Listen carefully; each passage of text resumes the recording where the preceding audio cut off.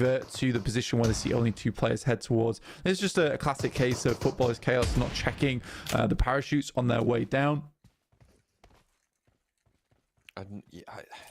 I mean, just go to North George, right, in that scenario. And you're right, if they see those parachutes, they clock it, they see there's no one out to their east side, you just go there. It's free real estate, right? Like, no one else is challenging you for that. Falcons ending up going to Severny, in fact, as the team who could have gone to North George, but with the circle unlikely. They want to go a little bit further east, so getting up to Severny, nice and easy for them. Vibes, they are looking to move around through the north side of Pachinki. Na'Vi, Brute Force, Guild, all on Military Island, so we did see a lot of teams dropping down south as well. Yeah, exactly. I mean, honestly, for so many teams heading down towards Sosnovka, it sort of makes sense because you can make that rotate through the Eastern Bridge as well, John, which is sort of where you'd want to head on over towards. Yeah, for a lot of other teams, they are starting to make their way in now. They realize that there's a long crossing to make to get over towards this side of the map, and with there being only a few really prime locations, if we went dead center here over towards this circle, yeah, you sort of want to go for something like an early rotate into this circle, especially you can start taking up this side of the map on the east, which you know is completely free as no one was able to drop over there early. You can start saturating this circle quite quickly, I would say. And it will get pretty wet pretty quickly. Saturation levels going up and up and up. Trovo 2030 making their way in.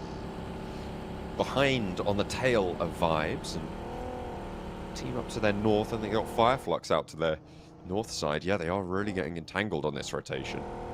Could prove to be tricky. But for now, everyone's behaving themselves. No one's pulling up, dropping out, laying down a volley of fire. Not just yet, anyway. Sure, it's not too long for it, but for now, there's cooperation. Yeah, again, for a lot of these teams, mostly it's going to be a case of you see people rotating in, not likely to take the fight. You realize that you also would like to make it over towards the eastern side of the map, so you just give up the chase and focus on the real goal of the game, which is getting somewhere to play. Trovo, in fact, is going to take up Garage, which makes sense. You will have some shots coming through from the northern side of that position, but in terms of a rotational spot, if the circle moves away from the hillside, I think this is a little bit stronger for Trovo 2030. So I do like that. Brute Force, on the other hand, I'm imagining it's going to be a bit more of a boat trip for them over towards maybe Milta Power later on in the game, where they're playing in Novorepnoye.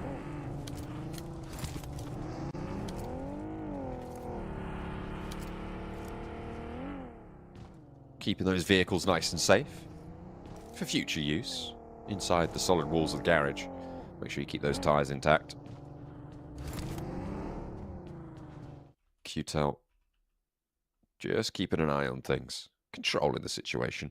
Teams now have managed to get very, very close to one another. No one has gone down other than, of course, the early players getting knocked out from football. It's chaos, and I'll have to take that back because Effect has just spotted Lemon from Na'Vi. Team Spirit looking to try and stop the team moving in from that military island. They've gotten across the bridge now, but they are into that fight. Team Spirit's still a little bit spread, but they can recoalesce around it, and that is a flush. So a point going over to Team Spirit and away from Na'Vi. Yeah, I think for Na'Vi, a little bit of a struggle start for them with the 3 players. Again, that last game we saw them happily vibe on through to the end of the game with just the 1 player in flip. But yeah, losing a player early like this on Erangel, a little bit of a different story on Sandhook, where you can snake it out a little bit easier. Here on Erangel, you certainly need to make sure that all your bases are covered in terms of positions. We're currently just waiting for that stage 2 to come on through. Virtus Pro taking hell of a long time to rotate out from Primorsk, actually. They do all have vehicles, so likely they're going for the gambit, waiting for stage 2, and then just sending it over towards a position that looks fairly decent. The only problem with that for Virtus Pro is if this goes dead center on the circle, the plan does look a little bit worse for wear, as most teams have already taken up position around Milta, around Shelter.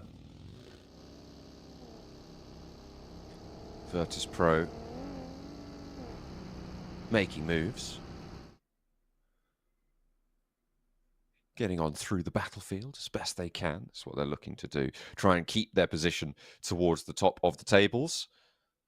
I'm sure that's on the mind of many. East shift. This is pretty difficult now. Over to the Milta Peninsula. We see circles like this get very messy. Brute force. I'm looking at what their rotation's going to entail because they could now go for a realistic boat rotation, but they've got to do it right now, and I don't think they're close enough to the coastline to be able to make that happen.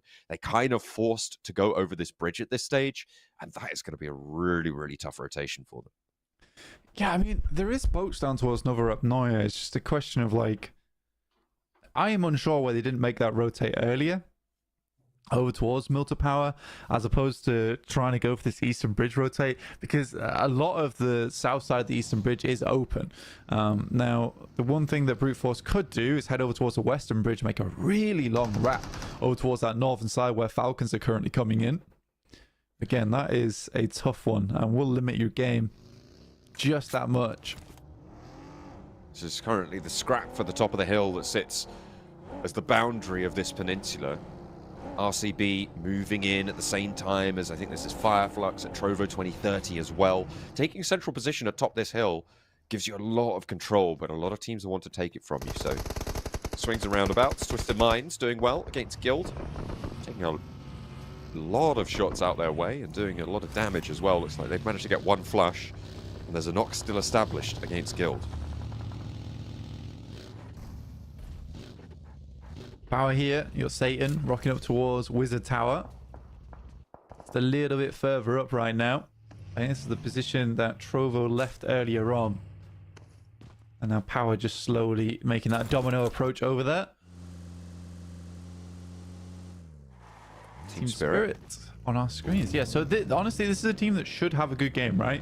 Coming from farm, like, again, the rotation is a little bit slower from Team Spirit as they're waiting to figure out where to go in, but I think they had a lot of time, them and Twisted Minds. So Twisted Minds down towards that south side. I'm trying to confirm for anything too scary. Heroic here, looking at the player from Falcons as they rock up towards the building. Walsh on the outside and hoping to pick up some of those shots. Falcons successfully getting into this compound. Now they can go for the full scrap with Heroic. There's Volt on the off angle dealing with Spark, so a little isolated 1v1 as 3v3 happens up the top of the hill, further in towards the circle. Ali, nade, tries to bounce it up to the top floor, but he descends the stairs. Hope as well, trying to keep that bombardment going. Another nade goes in high, and Jafar is having to dodge these nades. So difficult to do. It's basically just a gamble as to where Falcons are going to isolate the player. A shot over towards Walsh on the back line slows Heroic down, and finally Jafar steps the wrong way, and in goes Ragnar immediately. Kevin on the top floor of the opposing building can't do anything about it. This is great from Falcons. They are making this one work for them. Volt up the hill needs to push further south. Falcons are holding this out. Heroic losing steam as time goes on. They started well over towards the northwest side on their Zaki drop, but it's just not going their way here against the Falcons. They start to spread their wings. For Heroic, they have just struggled on this fight to even find anything off the back of it. Kevin heads out the window, but I don't think he's long for this world, with Falcons holding him out very consistently. Nade in hand, looks to pop this one round the corner, potentially. Might open up something, but highly doubtful. Kevin has a challenge for one, but it's not even going to tag damage on. Ali takes him out. Heroic eliminated. Falcons up to 4 elims as well. Really handy stuff there on the north side of the circle, but they're going to have to get on the move pretty quickly because Virtus Pro are now getting ahead of them. Move along this coast. Try and take position out to this east side of the circle. Ooh. That's a nice nade. I like a very nice nade. Smoke in, try and support himself a little bit, but unlikely to happen there. Fireflux on your screens at the moment, making their rotate down towards Milta Power itself. There is a compound here to be played. It's a question of how empty is it?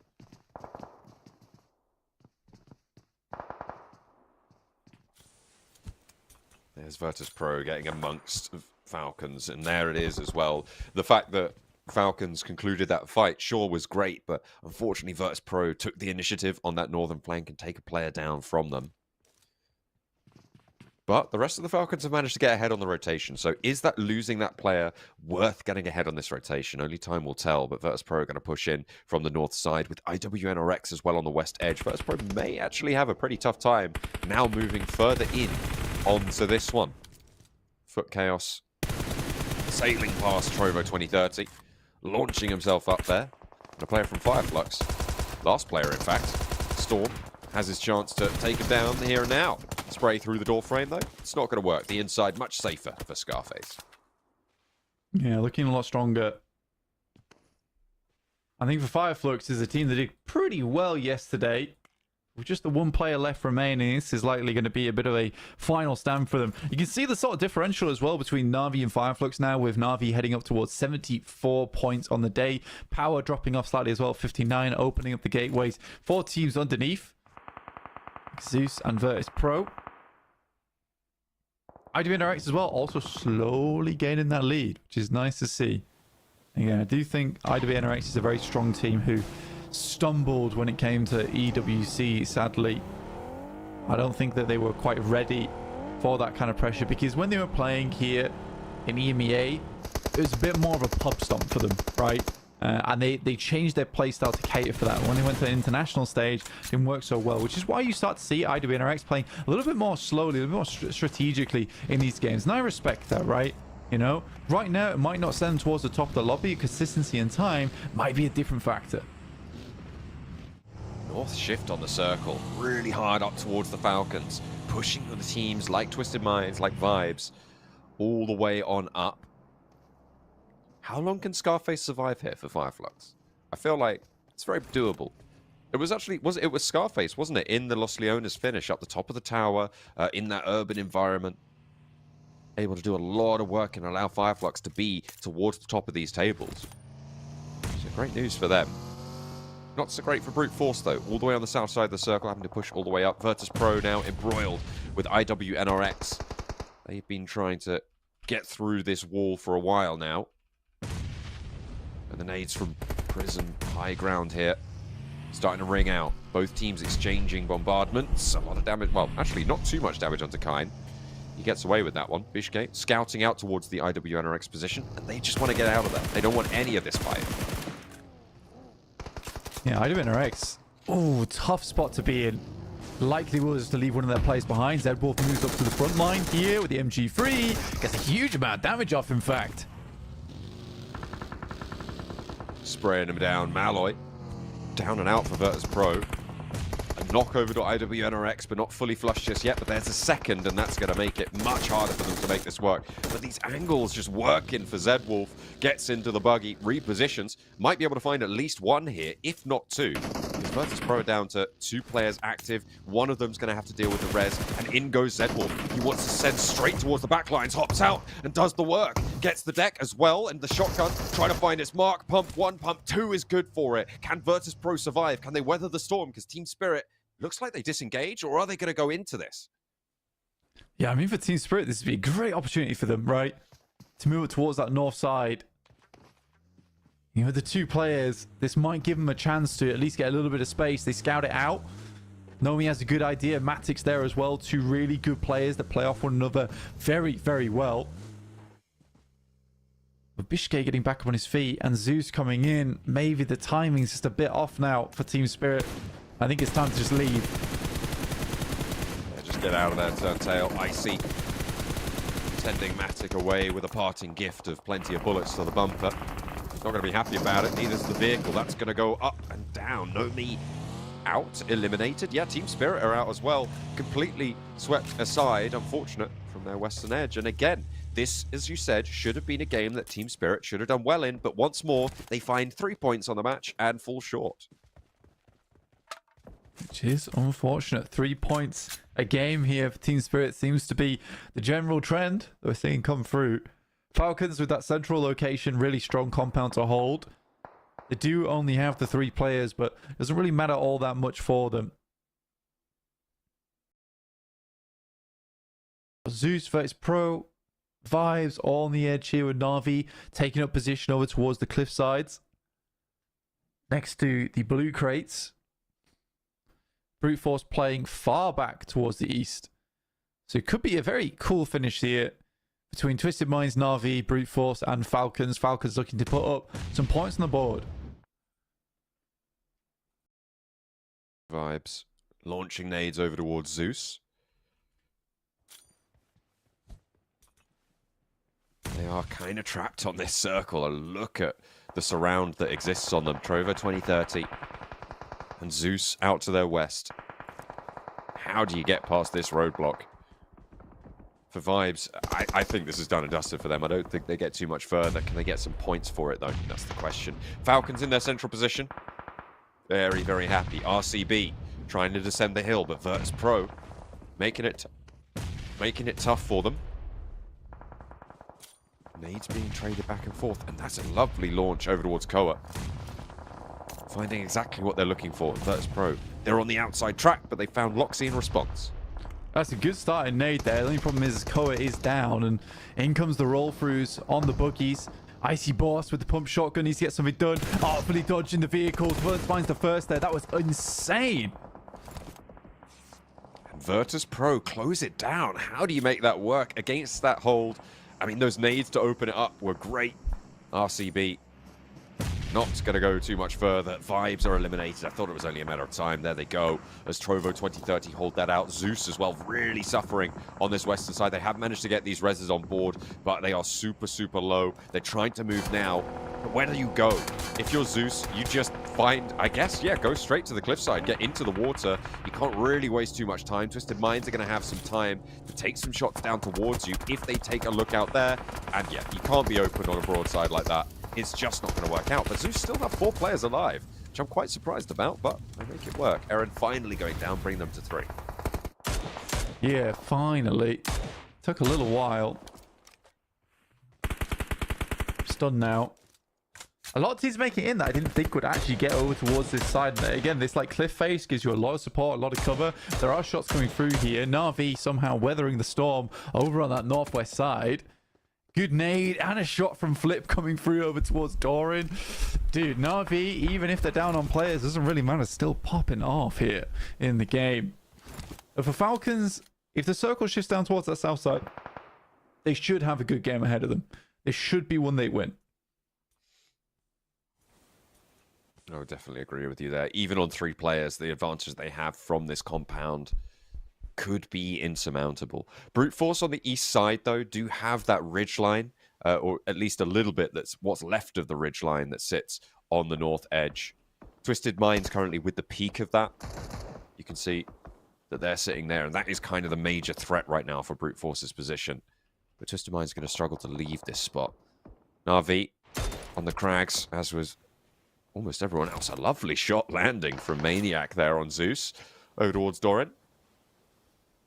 They've got troubles of their own, and yeah, slap bang on top of Falcons. This is their game to lose. Yeah, absolutely. That position is so strong. And again, for Falcons, there's realistically only Trovo on the backside that could cause too many problems. It's likely going to be a crash that spells doom for him. How is Na'Vi doing this? You tell me.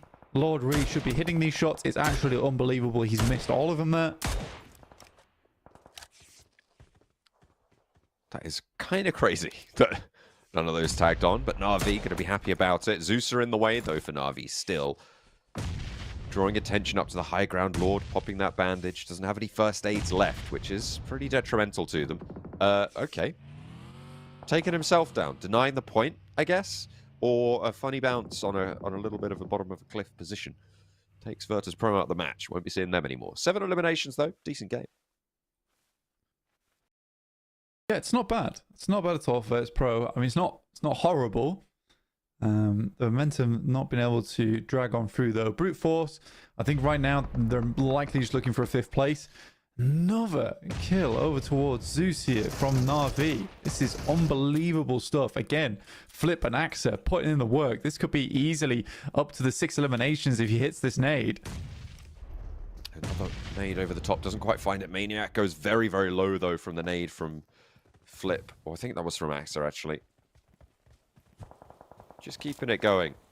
Those ones go a little bit longer. There's a re-knock almost immediately on towards the back lines. Maniac now flushed away. Darkin trying to stay alive, but Gets that first aid off. Not going to be able to get his teammate back up. Slipped down the cliff on that one. I don't know if there's a way back up for him, but either way, Na'Vi now split. They can't move as two. No, that is unfortunate. But again, takes down Darkin.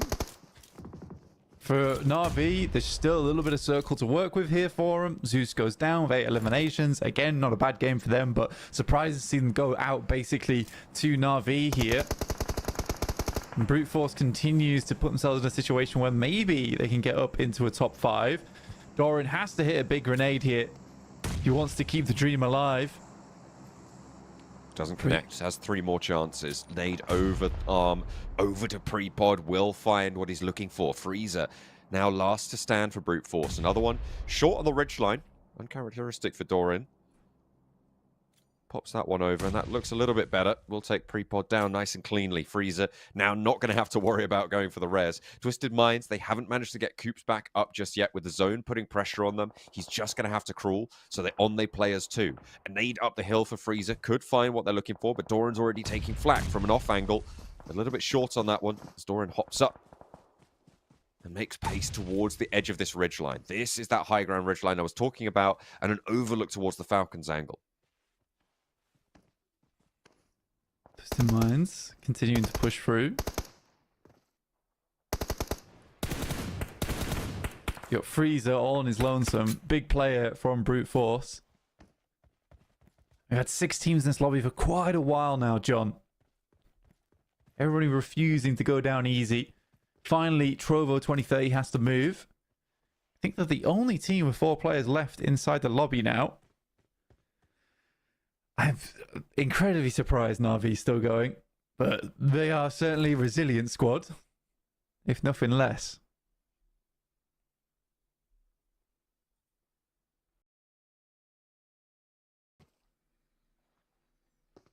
Everyone now biding their time. These placement points do start to weigh on the mind when you get to this phase of the game, right? 6 teams remaining.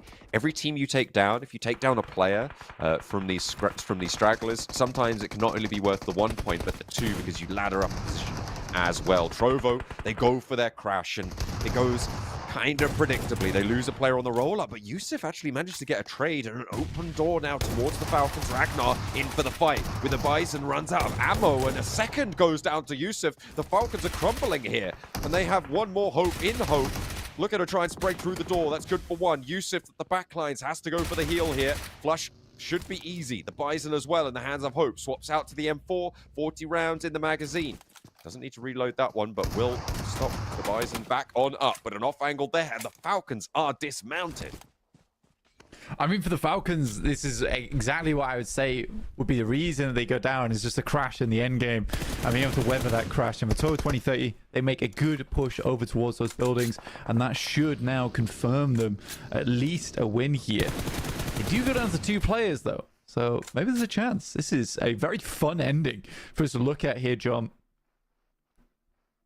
Everybody's been tearing shreds out of one another, and no one's looking anything short of raggedy at this stage. Brute Force with Freezer downhill, Twisted Minds. They've got the prio position in this spot right now, but when the next circle pops, they are right on the edge and are going to have to move on open ground. These smokes that have been keeping Freezer safe, they're going to run out eventually. I don't know how many he has left, but pretty shoddy looking armor for Twisted Minds. I know Doran was on very, very low supplies before. 2 more smokes remain for Freezer. You can see how wary he is of the players up the hill there. Twisted Minds down to 2. Lord and Doran. Having the high ground is kind of big here. Na'Vi still threatening from the side with just the 1 player. In Flip, certainly a threatening man, to say the least. Trovo 2030, though, as time goes on, this next circle, last one to be seen, will push them off the top of that building. And again, this is an interesting setup because it's where these multiple teams of solos don't really want to fight one another. They'd rather take down Trovo 2030 as they all have to leave this comfortable situation right inside the building.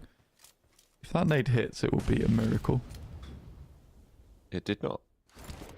Flip takes a dip off the edge of the cliff. That is, I mean, it is a choice. It's very difficult to move over this headland. And the fact that he knows there's a player there means that he may be able to sneak up and cause a little bit of mayhem. But I think Scarface is going to know. An outcrop of rock. Freezer finally taking contact, but look at that immediate response from Trovo. And it's so difficult to get rid of Freezer here for Twisted Minds, but they really need to do it now. Doran does manage to find the mark and evade the bullets as well from Trovo 2030. A massive pickup for them, clearing that south flank, but how do you get over this open ground? It's just not possible.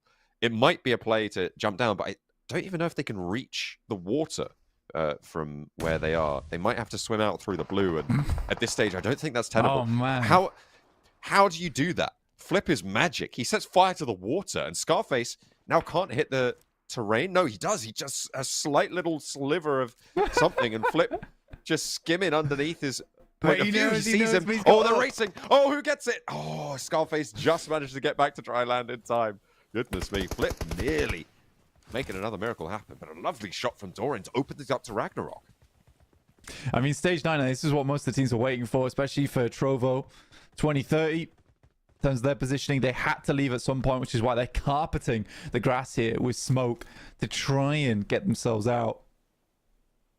Don't know if you can... Maybe he gets this res. I'm not sure. Oh, no. No way. If he I saw that nade. Be pretty good if he hits it. Launching it up, I'm sure. He's waiting for the curve. The blue zone's almost upon him. He has nothing to lose. Throwing it up high. The blue zone takes him down, but from beyond the grave, will it be chaos for Doran? He's going down to the shots. The nade dribbles away. It's not having an impact, and it's Trovo 2030 to use that smoke cover. Twisted Minds look like they might have a shot there, but it was snatched away from them. On the edges of the cliffs, they take the tumble, and it's Trovo 2030 to find the chicken dinner with a great crash on towards the Falcons' position. They take Prio compound and win things out. Yeah, honestly, for Trovo 2030, like, that was a strong push over towards the Falcons. It made sense in the moment as well, and it worked out really well. Again, for the Falcons, just not too defensive there on that compound. I think if you're looking at Twisted Minds as well, I think they had a very good run of it, and it could have been a very different story for them. I think the circle just starts to push them out into that open ground where they don't have the cover. I do feel like they could have maybe finished that fight a little bit quicker for themselves over towards Trovo, or even pushed up towards some of those tree lines. As soon as all those smokes went down, there was a big opportunity for it, because you can't see them, but they can't see you either. Yeah, it's a real difficult ending on that one. That southwest side in general, I think, was really, really sticky. Getting out from that hill over towards the peninsula. A very interesting finale as well. Like you highlighted when we had about 6 teams remaining, right? It was just kind of anyone's game, except for maybe Scarface. And when Na'Vi decided to jump down as well, they kind of put themselves out of the mix of coming top spot. But it was really interesting for a long, long time. That standoff with Brute Force and Twisted Minds up the top of the hill. Quite something to watch, but Twisted Minds can't quite go the distance. They were denied that. Yusuf leads the elimination tally with 5 on that match. Yeah, absolutely. And we take a look here at the match ranking. 16 points there for Trovo 2030. Twisted Minds getting away with the 12. And it's Na'Vi once again to make a showing in third with 10 points with the 6 elims they were able to accrue. So very, very fun stuff there from the match rankings. Na'Vi getting themselves 4th. They went out 4th. That makes sense, right? Yeah. Firefoot's going out in 5th. Yeah. That makes sense. And third, sorry. In third. Yeah. Oh, sorry, my brain was having a little bit of a go at me in those moments. It's like, what's going on? Don't understand it. But there you go. But Team Spirit, it should have been, yeah. The I was classic going to say, it should have been having a go at Team Spirit for getting another 3-pointer. It seems to be a 3-point curse going on for them right now in this tournament. They need to do better, which is unfortunate. And it should have been a match that they had a good chance at taking control of that hill, that lumberyard hill. Should have been maybe not easier, but certainly looked more coordinated than what they went for in the end this match. It didn't quite work out for them, but certainly worked out for Trovo 2030. They managed to get off the hill, they managed to get into the compound, and they managed to take the chicken dinner. We'll see if they can do it again after this break.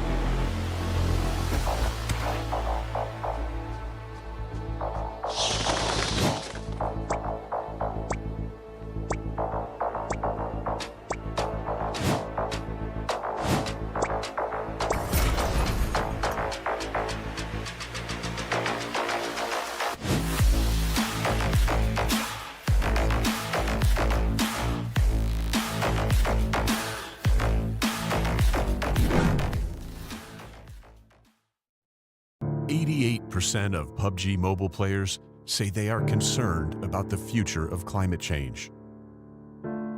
This shows a need for us to help make change.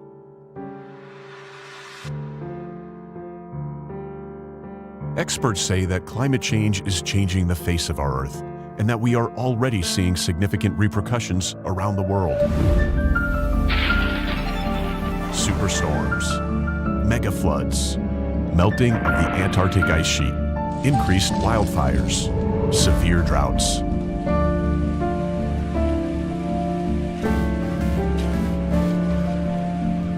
Experience the ruins of Erangel after 100 years if we don't take action.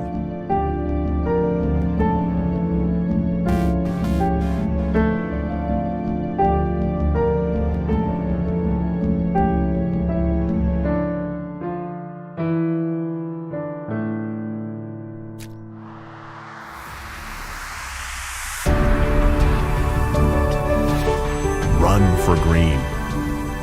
We will convert the energy of PUBG Mobile players running in-game into real-life green power. PUBG Mobile will join hands with hundreds of millions of players to implement offline protection plans around the world to help safeguard the future of our planet. Help protect the world today. Every step in PUBG Mobile will support real-world projects. Play for green. Together for Earth.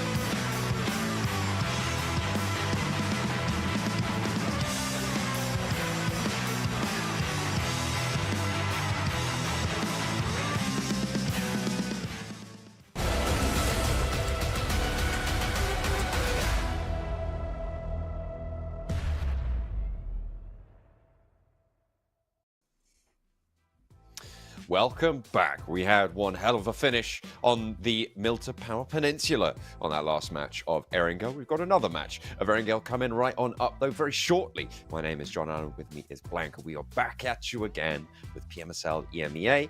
We're moving in towards match 3 now. We've seen 2 great results from Brute Force on their games, I think it's safe to say. And Na'Vi continue just to post numbers, primarily off solo performances in these first 2 matches, though, it has to be said, Blank. Yeah, and I think for Na'Vi, it's just some weird gameplay going on. Everyone's entitled to their own types of gameplay, absolutely fine. But yeah, it's very aggressive, and they're sort of just bullying a lot of the other people in the lobby, even when they go down early, as long as they're getting through some of these fights, and they're happy to give bodies to make it happen. But yeah, very, very enjoyable, completely salvaging a lot of their games. Let's take a quick look at this head-to-head between Brute Force and Trovo 2030. This was the 2 teams that made it all the way to the end game, with Trovo 2030 making a fantastic crash over towards the Falcons, taking advantage of the fact they only had 3 players, so a lot of scouting was done beforehand. They're one of the only teams to really survive down on that southwest edge. As the 4-player team, they waited for the right opportunity to strike when there weren't really any other teams in the lobby that could contest that crash. It was a smart play in Trovo 2030. Yeah, it worked out very, very well with the fact that Falcons were on 3 from their fights earlier up towards the north side, spending one of their players essentially to get past, I think it was Virtus Pro, right? Up on that north edge, yeah. Diminished in their resources to hold off that crash and really came back to bite them. It's unfortunate, but that's just how it goes sometimes. Interesting comparison between Brute Force and them as well. Brute Force playing in the shadow of Twisted Minds for a long, long time. And weren't quite able to get rid of them. It looked like they might be able to at some point, but their moves looked pretty clean. Trovo weren't quite able to hold off that ridgeline for long enough for Brute Force to survive. But in response, Twisted Minds couldn't quite get down cleanly either. They managed to get a knock, but then didn't convert on it. And couldn't take down Trovo 2030 in the end. Foot, Chaos, not really having too much of an impact. Falcons were very central and they should have had more of an impact on this lobby in that last match, but as we said before, losing a player early came back to bite them. Yeah, it did actually cause a big problem for them at the end of it. And again, look at this. Okay. Get out of there. We know our strats, bro. All right. Come on back. Some mixed opinions on the rotations being discussed here. But yeah, Team Spirit having a little bit of a talk with their coach at the moment, trying to figure things out, whereas Na'Vi just very happy to be here as per usual. I think that is helping them their playstyle, right? Just the happiness coming through, even when things start to look bad, they're still playing fairly phenomenally in their games. It's nice to see. It is very nice to see coming through from Na'Vi. I also enjoy the fact that Na'Vi, for all esports, are now sporting this crazy looking tracksuit. Yeah, it's got quite a luster to it, you know, that tracksuit. I mean, maybe they'll bring out a velour version in the end, but maybe not.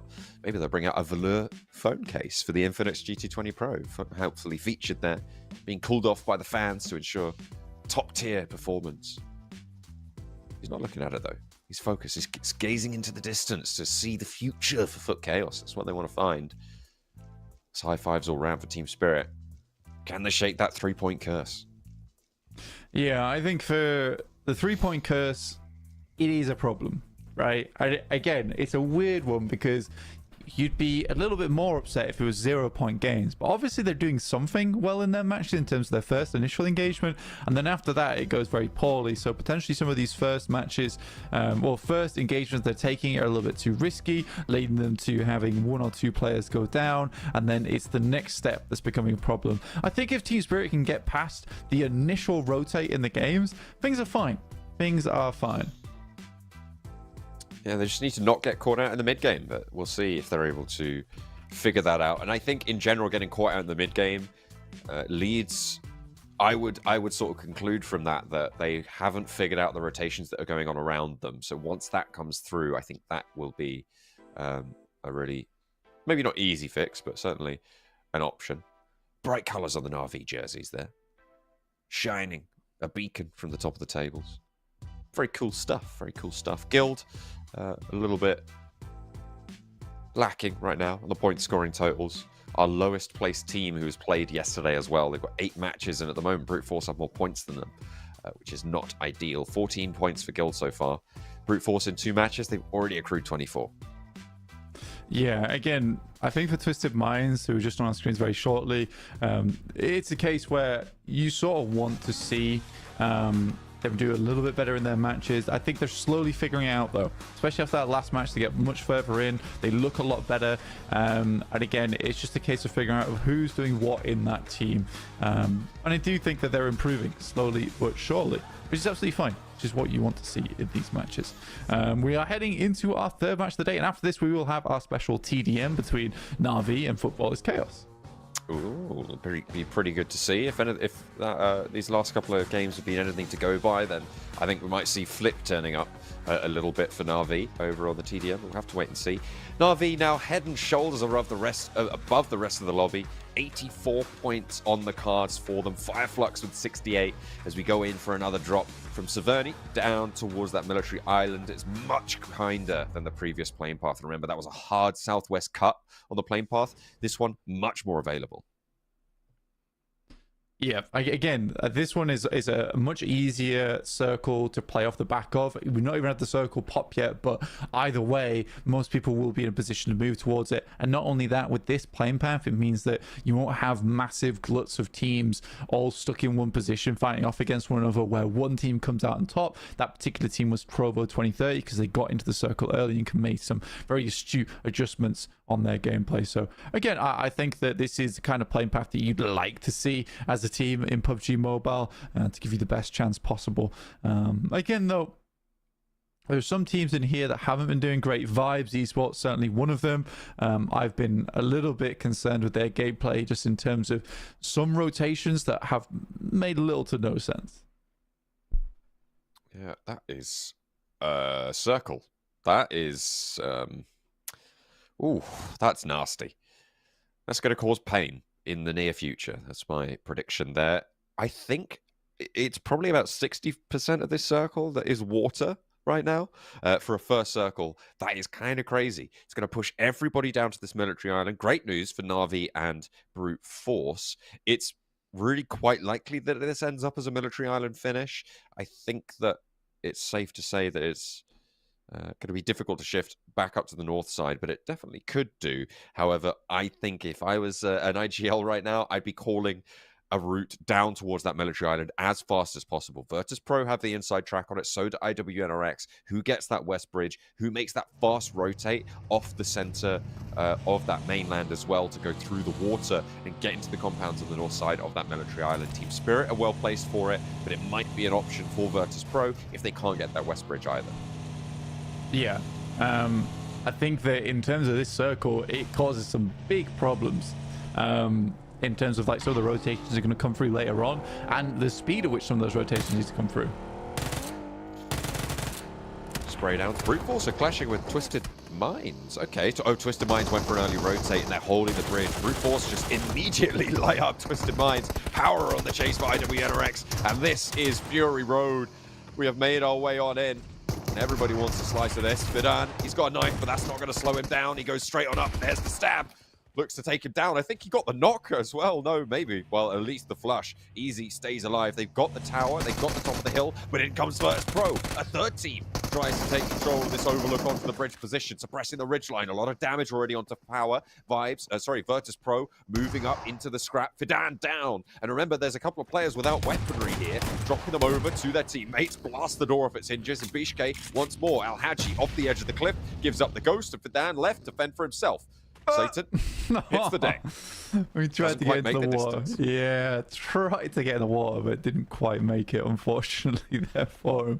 Virtus Pro absolutely cracked down on power, though, early on. Dear me. Twisted Minds also going down really early. Just so many early fights as the people attempt to get towards this side of the map. So awkward. I said that the circle wouldn't really matter. Apparently, I lied. Yeah, you've been telling porkies there. That's a strike against you. Either way, the circle surprised all of us, I think, and this has been quite a dynamic early phase, and now maybe Zeus are joining the fray. I might need to see a replay over on that eastern bridge if it's possible, because Brute Force sprayed down Twisted Minds so quickly. Their names just filled that elimination feed really, really fast. Zeus now embroiled with the off angle, and Icy holds down the tires of the buggy. Enough time for his teammates to come back in and go for some backup, but can they protect him? Because he's down, he's knocked, his silhouette will be there along the way. Two players moving in on the vehicle, but one pulled out by Darkin. A nice spray there. Two players behind the buildings, and Zeus turning things around. I think this is 1, 2, 3. Yes, the fourth team to rock up to this position. And it seems like every time you rock up, you are the winner, but who's rocking up behind them? I think RCB have their turn next, so we'll see if they come through. How did Eric get much damage up so quickly? That was crazy. That was insane. I like that. We have Virtus Pro. It looked like it was going well up until this moment. I'm waiting for RCB to join in, though. Bishke is there. Threads the needle. How on earth is he finding these angles? That was insane. Get this man the Fields Medal, because that mathematical precision, honestly, something to be marveled at. This is a crazy amount of action in such a short amount of time, John. The game certainly has to slow down because so many teams are just taking damage all over the place. A lot of squads already made it towards the circle. You saw Team Spirit actually make a crossing from farm directly down towards that northern bridge. You can see them there off in the distance that Footballers Chaos are taking shots at, but they do get into the vehicles and they are sending themselves away to one of the compounds that sits just on the northern edge here, which is nice. Firefox looking to make a similar rotate here, likely to be cut off. For Trover 2030, Heroic, Falcons, and Guild, who are all on the north side of the map, good luck getting into this one.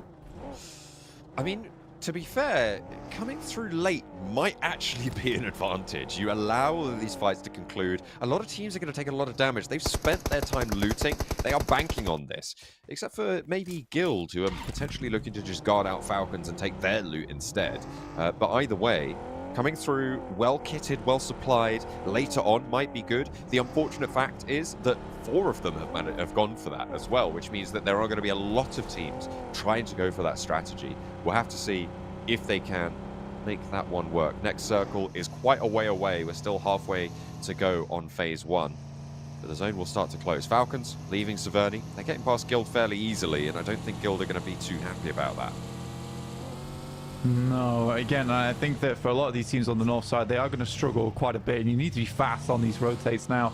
Luckily, the eastern bridge is not very contested, as most teams are looking to head down towards that south side. Zeus getting pulled to pieces by Satan, who we saw broke both his kneecaps earlier on the fall down off the cliffside. Luckily, arm's still intact, so can shoot that gun on the PPBI on quite quickly. Take down a couple, and finally is shut down there by Maniac. And I think that should be power out. Yeah, the 2 broken femurs, just a little bit too much, even if you take one with you.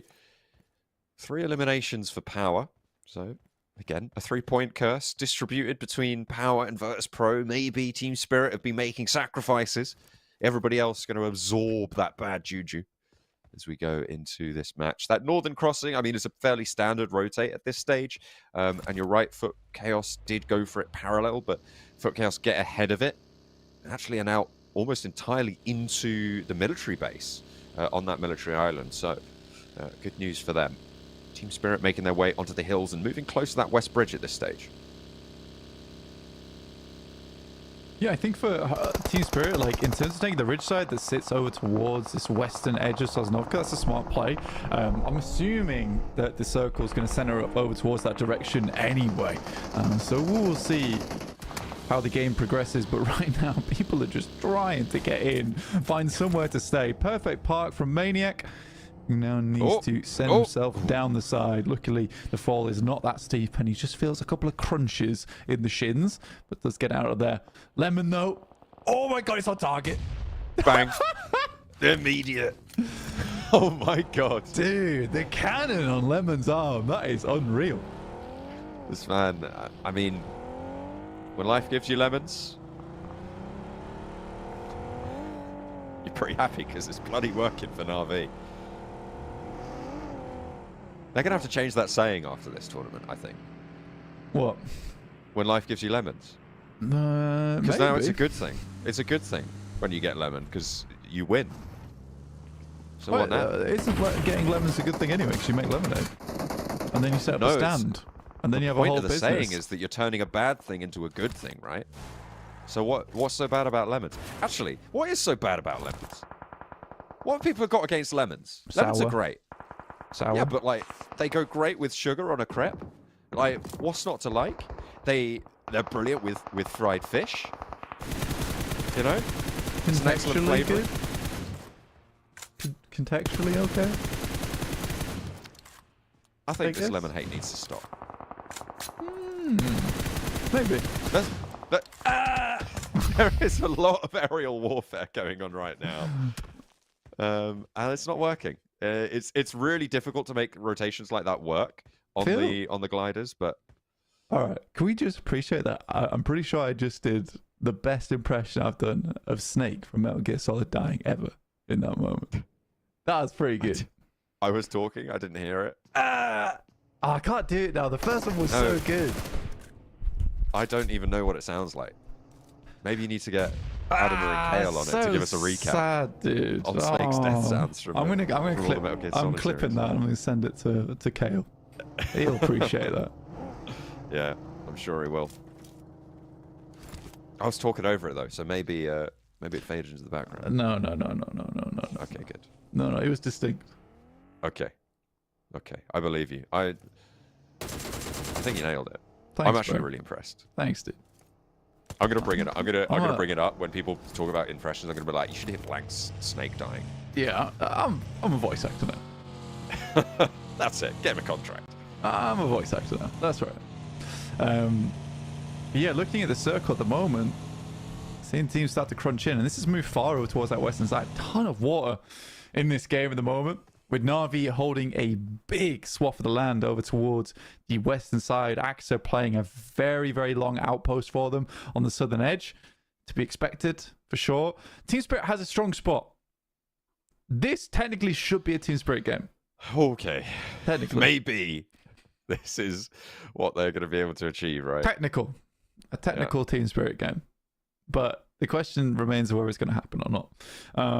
Na'Vi could just come out swinging. I mean, they just look good. They look confident, man. I think that's the big difference makers. They look like they're enjoying themselves, and that can make a world of difference in your gameplay. Team Spirit, on the other hand, just haven't quite found that footing yet. And you do lose a lot of confidence as a good team, just not able to find those moments. AXA with an unbelievable spray down over towards Heroic. Yeah, it's not going to work out. I mean, everybody who's coming in late to this party now is suffering. Guild is still on the northern shore.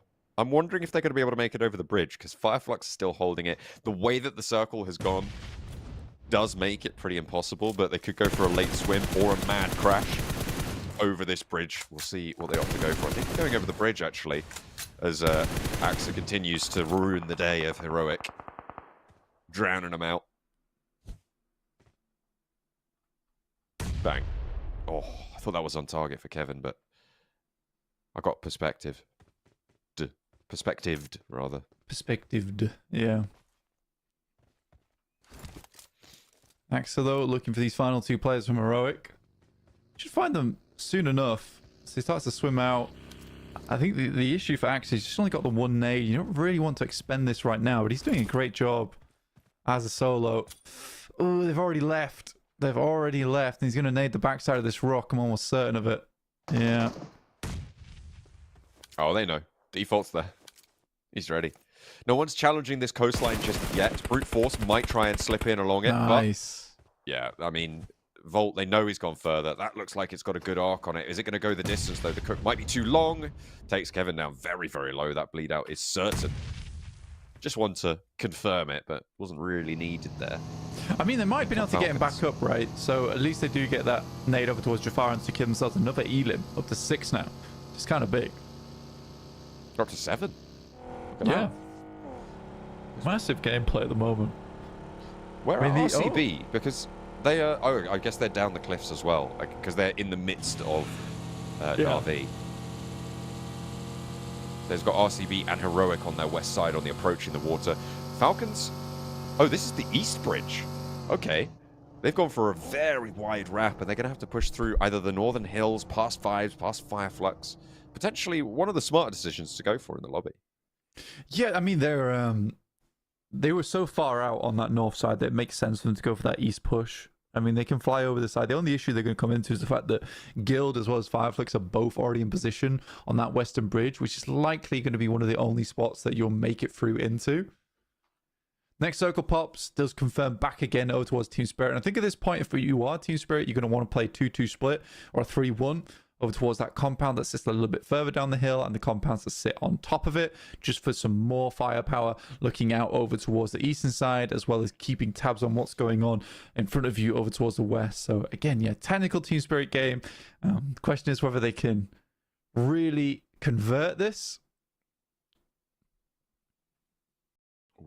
Brute Force up to 8 limbs. They've taken a knock, though. They're fighting out. They're trying to clear out this military base, but their northern outpost there is unlikely to be resable, especially if they can't get rid of Trovo. You can see Freezer up on that hillside. Neos spray down confirms, but he's out in the open. Needs to be careful. A peek out from Trovo now could ruin it, but no. He gets to cover.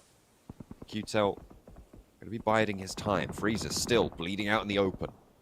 No cover from Vibes, but they haven't peeked over the ridge just yet towards him. It's Brute Force Going to get enveloped by the blue soon, and Neos does go down.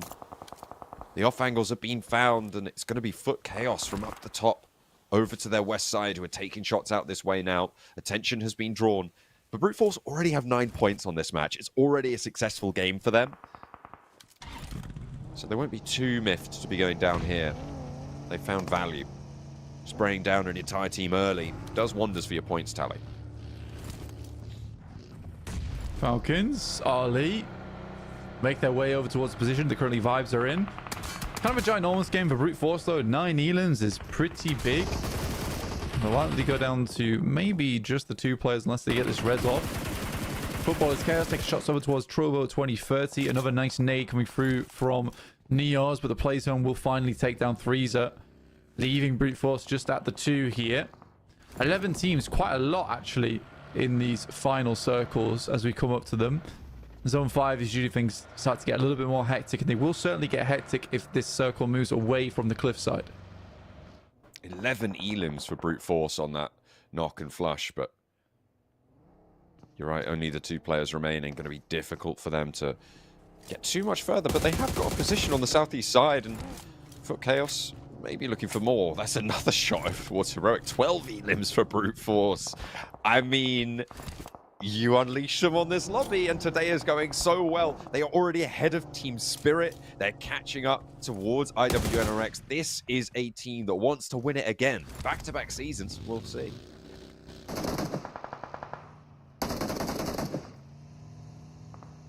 RV. Waiting for this next circle to pop now. This is where things are going to change for them. They already have an outpost in Axo once again, who's consistently playing as the scouter for the team, which I like to see a lot. Wild falls, wild dies. As Lemon will pick up Zelly. Another elimination to the tally there for them. Falcons moving in. Have got a player knocked. Ali at the back. They're giving that one up, trying to roll down. Solke spotted against the buggy, hops out the way and crashes straight into the tire. Diverts and Ragnar. How do you make that work? But there's the off angle. There is Retribution. Fireflux, however, unlikely to get this res. It's already on a zone shrink, so you don't really have the time to be going for this one. Solke already low. Spray downs from Foot Chaos. I think investing the smokes, the time to get this is not going to be worth it. Fireflux need to get on the road, need to get further in, dig their heels in, see what they can do. Might be Navi's first chicken dinner this game, actually.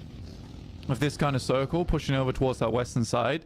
When it keeps a lot of that land mass in, and now it can go one or 2 ways. You know, either shifts back over towards the east, in which case Navi has a struggle of a run out to play around with, or it moves off towards the western side, in which case Navi can continue to play out open up things in this pretty barren area where teams will have to pass on through. Effect taking a bunch of damage here as well, John. Team Spirit moving away from their high ground position, regrouping towards Nomi. That is the position in the circle. Foot Chaos now going to have to challenge off all 4 of Team Spirit. They can establish their sight lines. Do Foot Chaos go for this? Do they chase down the hill? I don't know if they have too many other options for it. Fireflux on the northern side. They are playing on as... Actually, they did get the player back up. Oh, the zone did stop shrinking. Okay. I thought the zone was going to push in and envelop them, but it was just at the right time for the zone to stop. They get back up to 4, but low HP, and it looks like their vehicles were smoking as well. IWNRX in their compound. Another potential winner here. As Foot Chaos have a terrible time moving up to the compound against Team Spirit, but Brute Force, they're still not done. Judo found as an answer. The pre-pod still going. Oh, it's Lemon coming in with the nade, once again. And if you can hit these over towards Football is Chaos, I mean, they're down and out right now. They could at least secure some eliminations maybe, but some good smokes going through, denying the sight lines. And then it's close, but it's on the backside of the building. Really still need to thread the needle. Very hard to do through all this smoke. Has 4 nades left to try, and especially with the smoke covering your position as well, to be able to get that angle, unless you practice this specific hill, this specific tree. It's unlikely. Team Spirit on the eastern side holding down well. Foot Chaos in this shack still under pressure. The smokes start to clear. Axa launching one, trying to bounce it over the roof. That looks so close. I think that was off the windowsill. Yeah, it will have been. Somehow manages to find these Cheeky pickoffs. They need this smoke in front of them as well to deny the sightlines from Team Spirit. So this is a smoke they've put down themselves. There is a nade coming back over towards Lemon, though. It's a whole lot of damage, and he has to back out. Drops a nade on the outside. Tags damage to Storm there. Dipping in and out. As Lemon ate a lot of damage from an earlier nade, but repositions off the tree. Not going to fall victim to it. 12 eliminations and Prepod still rolling. Does not have more cover than the vehicles he's afforded. The monster truck is an unfortunate vehicle to have in this position. Being able to be spotted out underneath. I think Team Spirit may have some sightlines. Oh no, the hill is actually isolating that, which means that the monster truck disadvantage doesn't come into play here. Can't be too difficult. Nade in, out and around, a bouncer onto Nico, and Lemon finds another. Nice. Ooh. A lot of damage over towards them. Instead of threading these in, I mean, it's fair enough for Na'Vi. They know that eventually they'll need this spot. It was Lemon. He managed to get it in through the post box finally. I think that's Foot Chaos out. Na'Vi up to 11 eliminations. Goodness me. Team Spirit on the east side. Got to be worried that Na'Vi are so on fire. Yeah, I mean, the rotation they have to make, though, is a little bit awkward. They need the smokes. They need to take up that shack for themselves. Team Spirit's in no position to send the nades over, so the only reason they could really get into that fight is because they had the opportunity to take shots through the doors, as they had to avoid a lot of the nades coming through. In comes the crash from Fireflux, and it goes pretty poorly to start there. Someone getting popped out of the vehicle almost immediately. Frozen and Kine, but it's 3 players still up and roaming for Fireflux. Solkate potentially getting rezzed here as well. There is a player up to the back that could do it. A lovely nade in from Ketch. Catches Kine. Knocks him out there. They want more. They want the flush. IWNRX doing well on this. Sorry, not doing well on this roll-up from Fireflux. They have found some weak points, and here comes the regroup. Another knock over towards Solkate. Seems like he's spending more time in the dirt than anywhere else right now. But up with 3. Fireflux got their opening, but another transition is on the cards for them. It's still Prepod, though, behind, just trying to backfill on these. Na'Vi as well, with angles out this direction. Yeah, consistently trying to take pot shots over towards any team that's fighting. If they can reduce the numbers at all, it's pretty big. Good shot from Nomi, though. Let's take down Default as he tries to back away. We'll buy them a little bit of time, but that takes the pressure off Fireflux towards this fight, as Na'Vi has to regroup. Keep themselves together for just a little bit longer. Team Spirit, only 2 elims so far. Everybody else has been getting stuck in elbow deep on this lobby, but it's not been that way for Team Spirit. Their gloves are clean right now. Scarface. Nade in for Fireflux, continuing this roll-up, trying to fully successfully dismount IWNRX, but there's the nade from Scarface. Another knock coming on through. Oh, it was a self-nade. He managed to knock himself there. Unfortunate, but Ketch should be able to get these reses. Needs to do so fairly quickly, though, because the zone is putting pressure on. Yeah, and they're all bleeding out currently. I mean, they should be able to get at least one of them. Highly doubt they will be able to get the second. They spot where Prepod is right now across the map. There's Default. We're looking to take some shots over that way. Next circle should push Fireflux out into the open as well, which is what Na'Vi's waiting for. Have to walk out into the open. Stage 6, this is quite a limited amount of teams. Only 4. You can see just how open this side of the map is. Not really being able to house that many squads. Fireflux back up to 3. And Prepod's still going for Brute Force. Brute Force and Na'Vi both on 12 elims apiece. And Prepod has been a real terror to the teams rotating around that northern side. More still to come, I'm sure. Team Spirit, quiet in their compound. Wanting to add to their tally now as the shift goes southeast. This is Team Spirit's compound in. Na'Vi's not. Fireflux is not either. Prepod very close to the zone. I don't think he's quite in it just yet. Might have to shuffle forwards just a little bit further, and you can see downhill, AXA is ready for this peak. Yeah, AXA looking out. Spot where these players are coming from.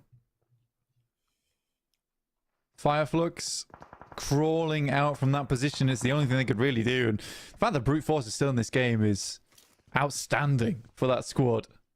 Team Spirit with only 2 elims. The way this game becomes worth it for them is only off the back of a chicken dinner. Prepod still firing though himself.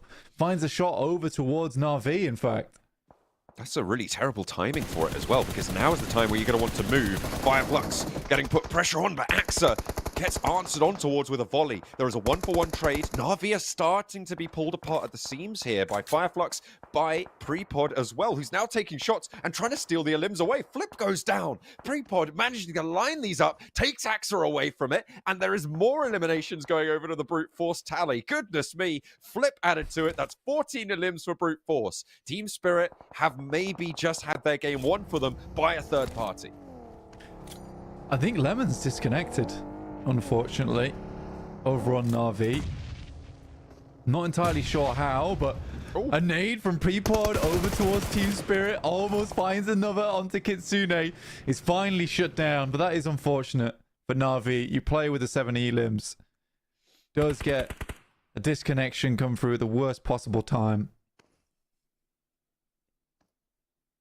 Regardless of that, still a strong game. I think he's just got back into the game now. Yeah, he is still in there, but right on the outside. Difficult to make this one work. Team Spirit haven't got Nomi up just yet. Instead, they've sent forwards all the way to the other side of the circle. Yeah, Lemon will go down. I think that's Na'Vi out now. Just Fireflux left remaining. 3 players alive. The fact that Team Spirit let their teammate bleed out, not too sure about that. I feel like he could have gone for Nomi on the res. But Kitsune Effect more preoccupied with Fireflux in the north. Yeah, I think that they were concerned with just getting into position. I mean, you give time for Fireflux to regroup and get into the circle. You want to hold them out as quickly as possible. You know they're outside of this one. They'll have to push in, so you get the angles. Matix moves out to the side as well. Very, very smart play. And you just give up one player for that. But Scarface can find these shots over towards Effect, and he does get a tag on. Effect's position known, but again, they're fighting against not only Team Spirit, they're fighting against the blue as well.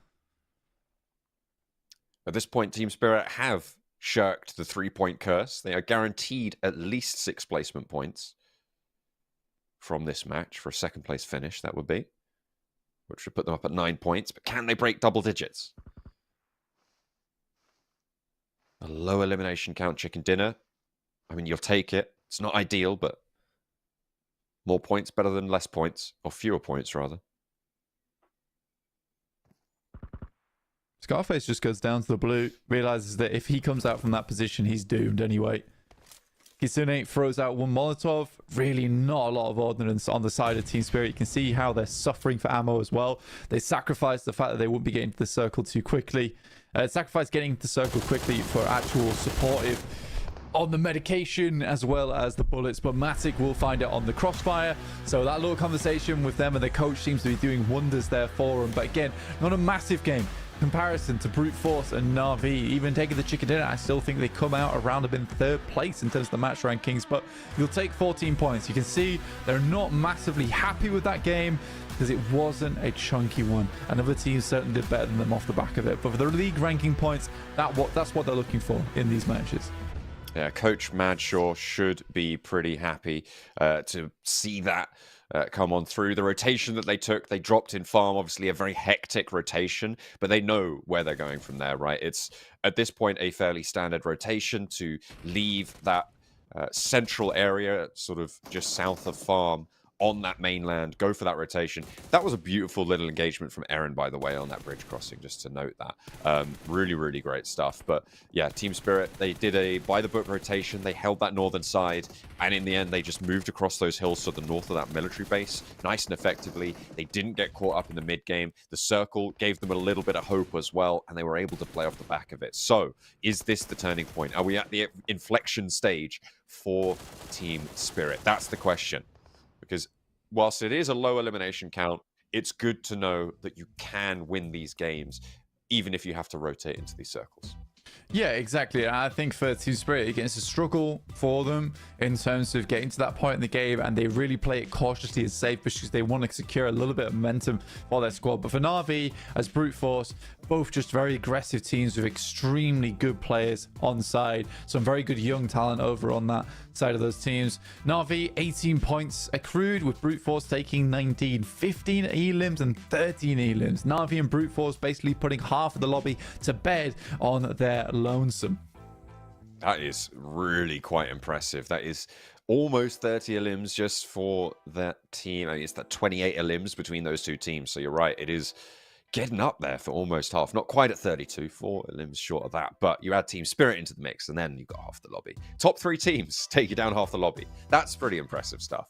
But it is going to be interesting to see what can be converted off of that. I'm really liking Brute Force so far. They had a real tough time on the eastern side of this circle. They had to fight through military base. They played a long game from Novo, and they just flowed around the south side of the island, sweeping teams as they went. Really interesting watch on that match. They sprayed down Twisted Minds entirely right at the start of that match, which was phenomenal stuff. Obviously great for their points tally, but great for leading out and securing a lot of area around them, right? You take a team that went early over that bridge, you take them down, you've got a lot more breathing room in those early phases.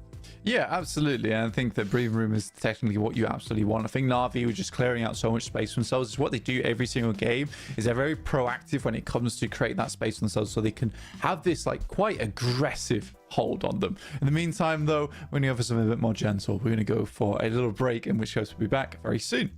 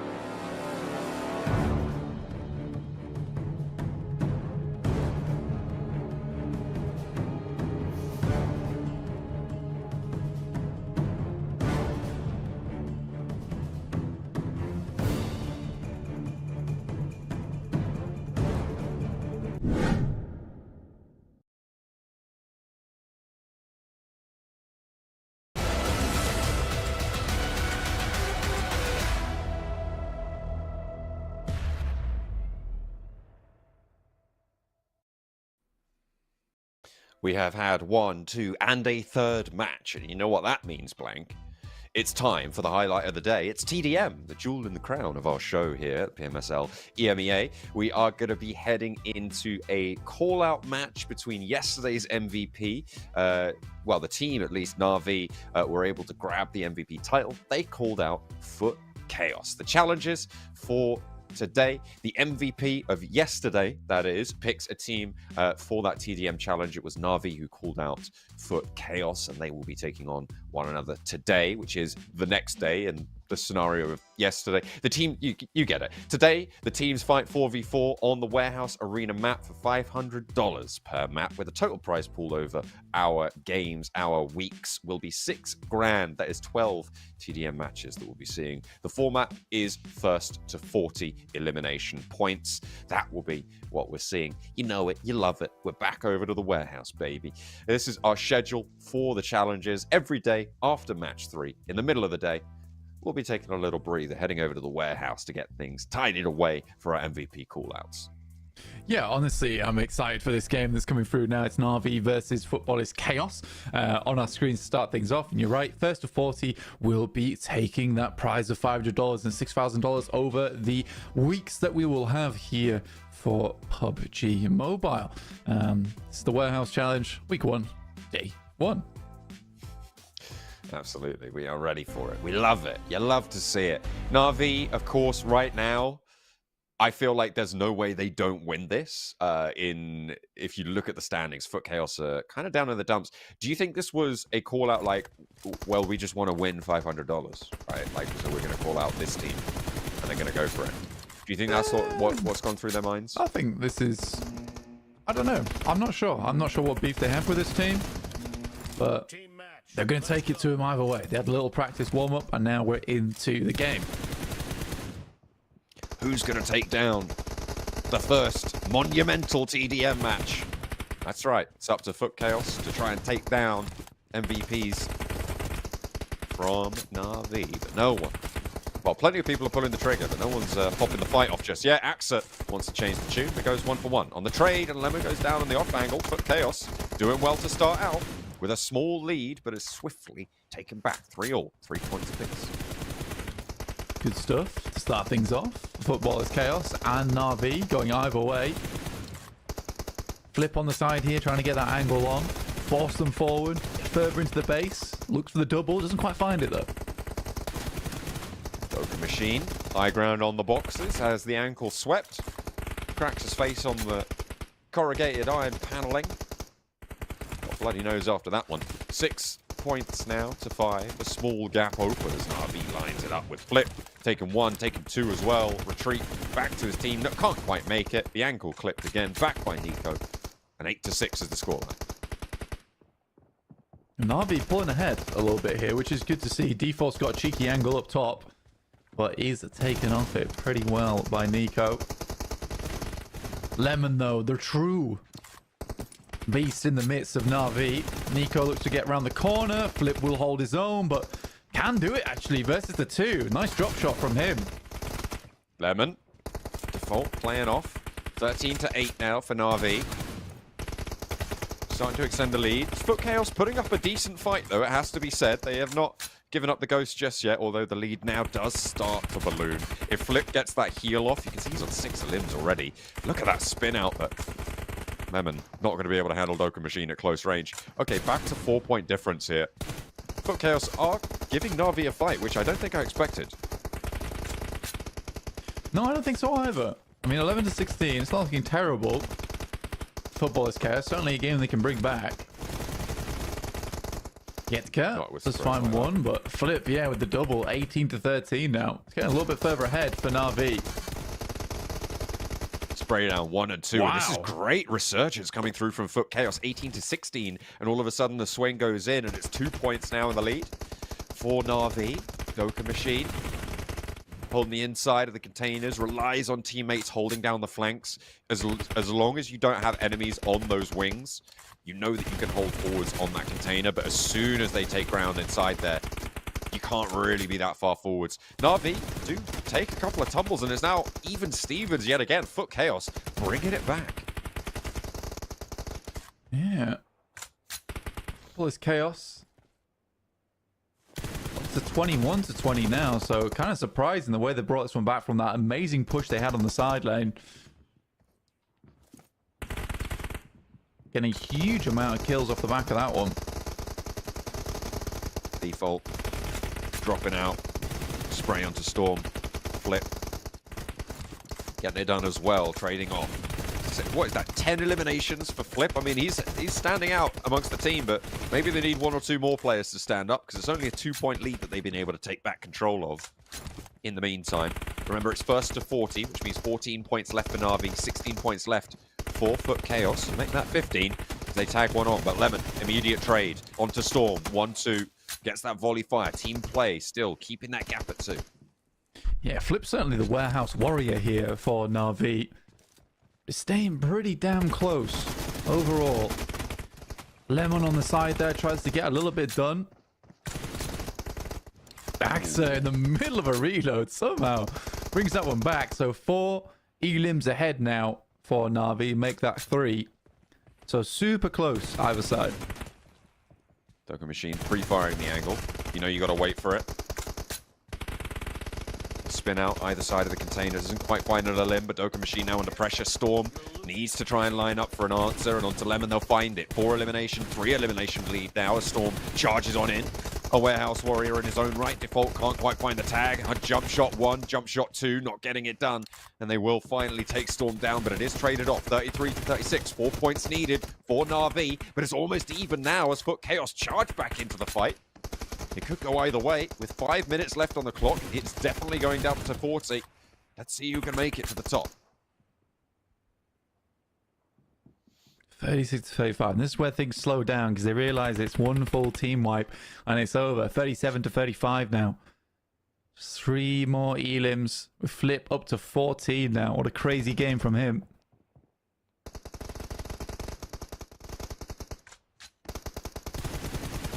Spray from Storm. Ooh. Not quite connecting. The second one goes down. 2 points now the margin between Na'Vi and Victory. Yekta holding that sideline and goes down, putting them 1 point away.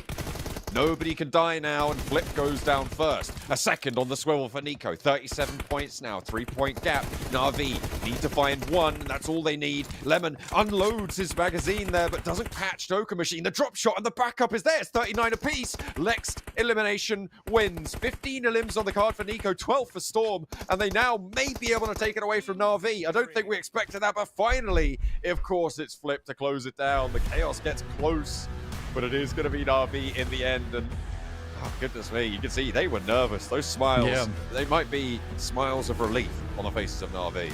Yeah, it was close. It was certainly very, very close there for Na'Vi. Wiping some of the sweat off the forehead as well, because that one was, I imagine, not exactly how they thought that one would go down. But yeah, overall, a fun little match that we saw come through from the guys over on Na'Vi, who were able to finally take that $500 away from Footballers Chaos after the challenge was laid down by them in the first place. Well, they win it nonetheless, and that is going to put them up, chalk them to a win, the first win we've seen. And you're right, $500. We'll see.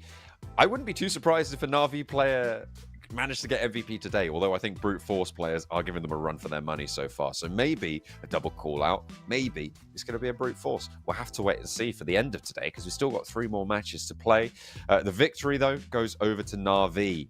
They will sit atop their first orange bar on the TDM challenge board. And there'll be 11 more to go after this. So stay tuned. Every day after match 3, we'll be playing ourselves a little TDM. Who comes out on top where? Obviously, a very, very fun game. We'll be heading over towards our 4th match of the day very shortly, which will be Erangel, and then finishing it off with 2 Miramars. Oh, yeah. We've got 1 more Erangel left to go. Let's take a break. We'll see you shortly.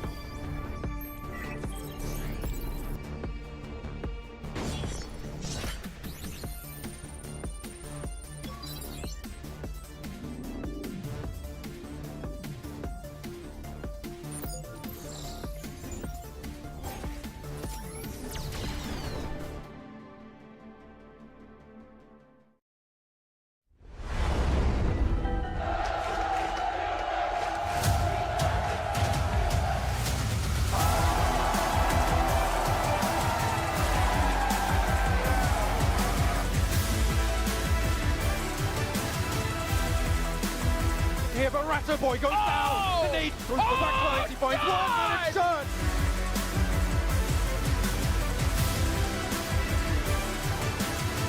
There's the response back though. First pickup. Yo! Oh, he goes on to do it.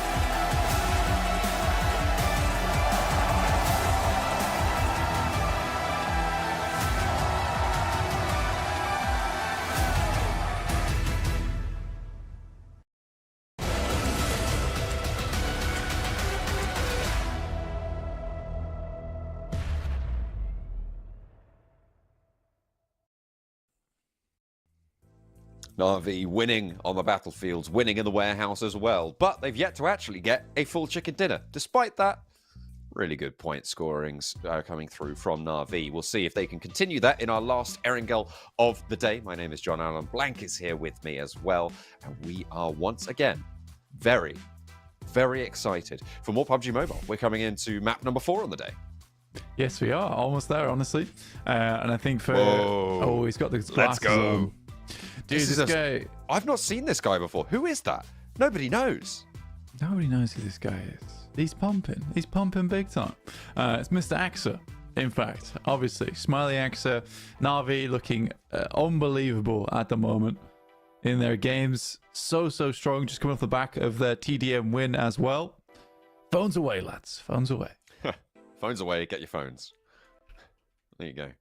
I feel like that's a different brand of Axa that we're seeing right there. That's like, you know, you got Smiley Axa without the sunglasses. He puts those sunglasses on. It's like, give me your clothes and your motorcycle. That's the sort of Axa I'm seeing there. Yeah.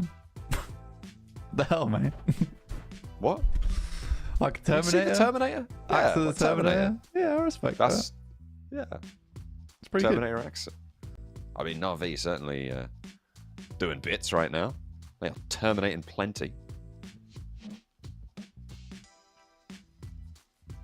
Oh, he's sorting his hair out. Fair enough. That's nice of him. Okay. I respect that. Come on, Icy. You look silly. You look silly, Icy. Let's Yeah, fix let that. me just organize your frosted tips so you don't look silly. got I'm him. definitely a millennial. It's going good. That's right. Heading into our next game pretty soon. You got guys from Gildan on us screens at the moment. Not doing the best, honestly, as of recently. Who do you think's got the best hair in the PMSL? I want to say Koa. I respect the vibe on that hairstyle. Okay. It's the most unique one. That him or Nomi. Okay. Right. Yeah. Okay. Yeah. The curtains. Am I thinking of the right person? Am I thinking of the right hairstyle? No. No. Okay. I'll take that back. Oh yeah, with the hairband. Right. Yeah. Yeah. Okay. Yeah, I dig it. Fair enough. I think those are two good picks. There's something to be said for the understated hairstyles, though. You know, I think everyone's repping pretty fresh looks right now, but they're going to be trying to rep some pretty fresh plays as well with Infinix GT20 Pro, our official smartphone here at PMSL EMEA. Yeah. That's right. The AMOLED screen. It looks nice. Oh, 144 hertz. I heard. Yeah. 120 FPS. Super good. Stunning visuals. Wow. Na'Vi, with that last match, were in fact able to break 100 points on the overall standings blank. They are now on 102 points on 9 matches. We always say if you're breaking that 10-point average barrier per map, that is a great indicator that you are a candidate for that first place spot. Right now, Na'Vi exceeding 11 points per map, which is great news for them. They've got Brute Force to worry about, who are coming up the inside track and come fast as well. In 3 matches, Brute Force have managed to accrue 43 points. That is a staggering record coming through blank. That is over 14 points per map. That is right, 14 points with 1 left over to spare per map.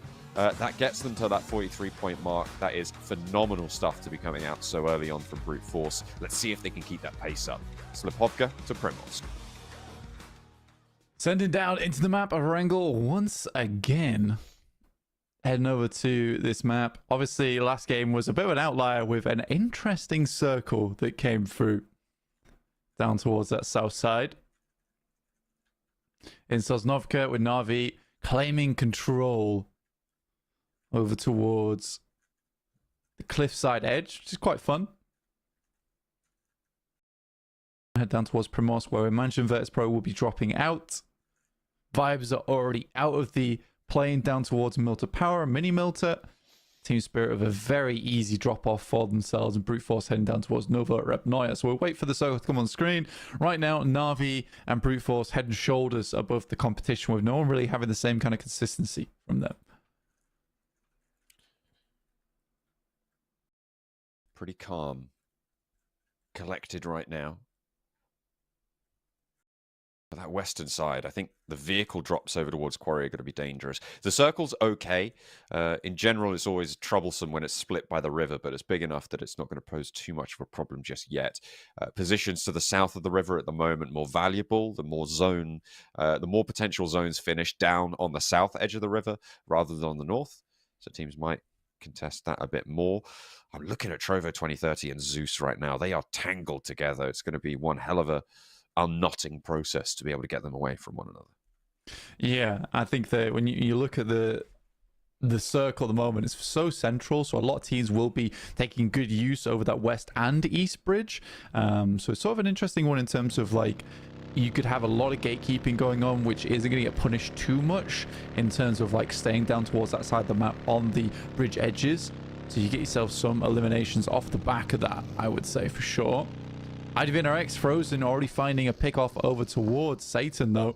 That should be a quick finish and a quick flush for the guys in IDVNRX, who are, again, like I said, slowly making their way up the leaderboard. But Na'Vi just now breaking in the second day into the 100-point margin is very impressive. It's really, really impressive. And sure, as I said before, like, Brute Force are over a 14-point average, but that's only on a 3-game set. And when you reduce that sample size, of course, you can have outliers become way, way more impactful. So the fact that Na'Vi have over 9 matches, which is a relatively large set compared to the 3 matches Brute Force have played, they're exceeding 11 points average. I would say that's more significant that Na'Vi have been able to do that than the fact that Brute Force have started so strong today. We've seen teams drop off quite quickly. IWNRX, yeah, they just find that early drop pick over on the western side. And in general, there were so many teams there, it was bound to happen to someone.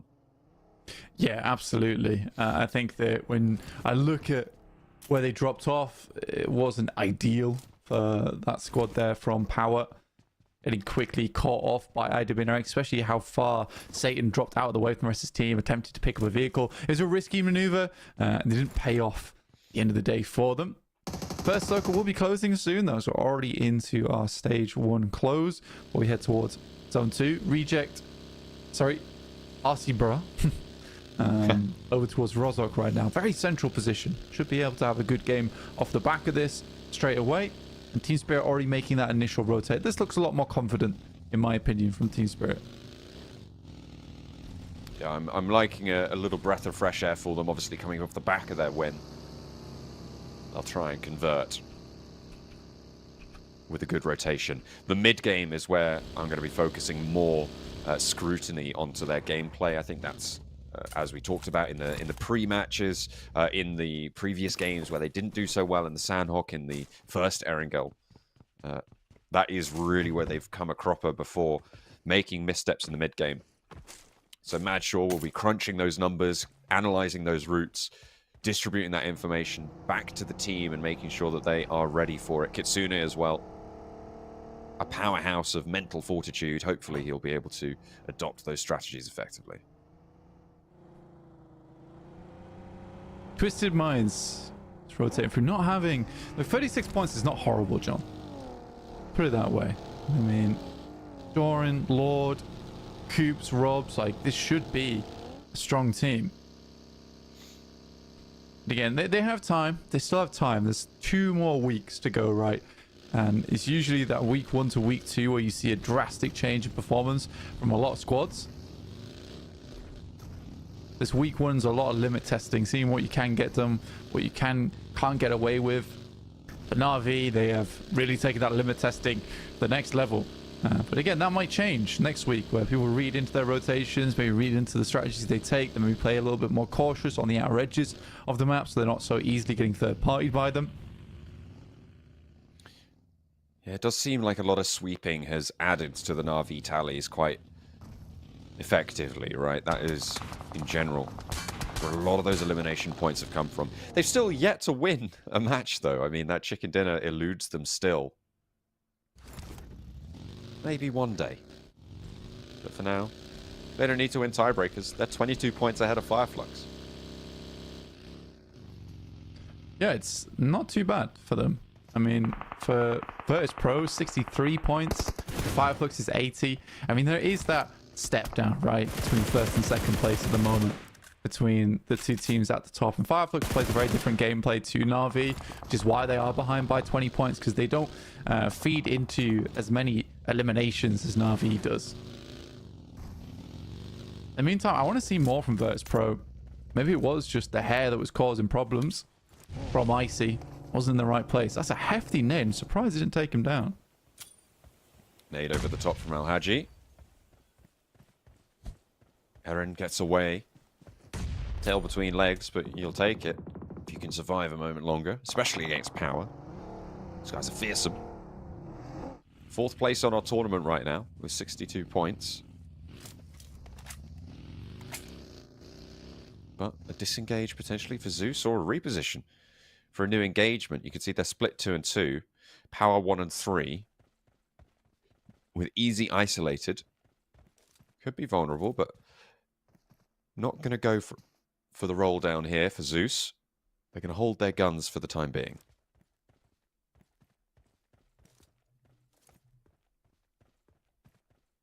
Na'Vi. Still rotating into the circle down towards that south side. But yeah, for Zeus, it's a bit of an awkward position for him. And there's a lot of sight lines to be dealing with. He took a lot of damage very recently there and did have to kind of pull out just a little bit before looking towards his stage 2. Virtus Pro down towards that southwest side. Moving in, very similar to Na'Vi right now. I think a lot of teams are just slowly skirting the outside edge because we are very close now to the second circle shift.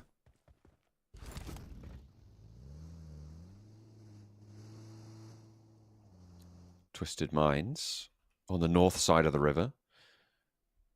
Playing a bit on the edge, but looking to transition down to the south. Next circle.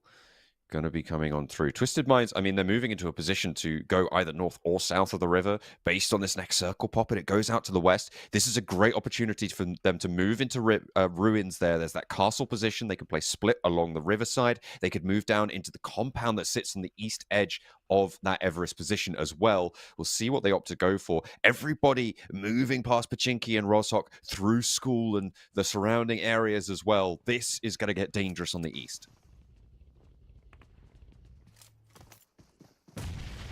All the way over towards that western side as well, and Ruins is a big focal point here. Rita trying to get some crazy maneuvers done, but doesn't quite work out versus RC Bra here.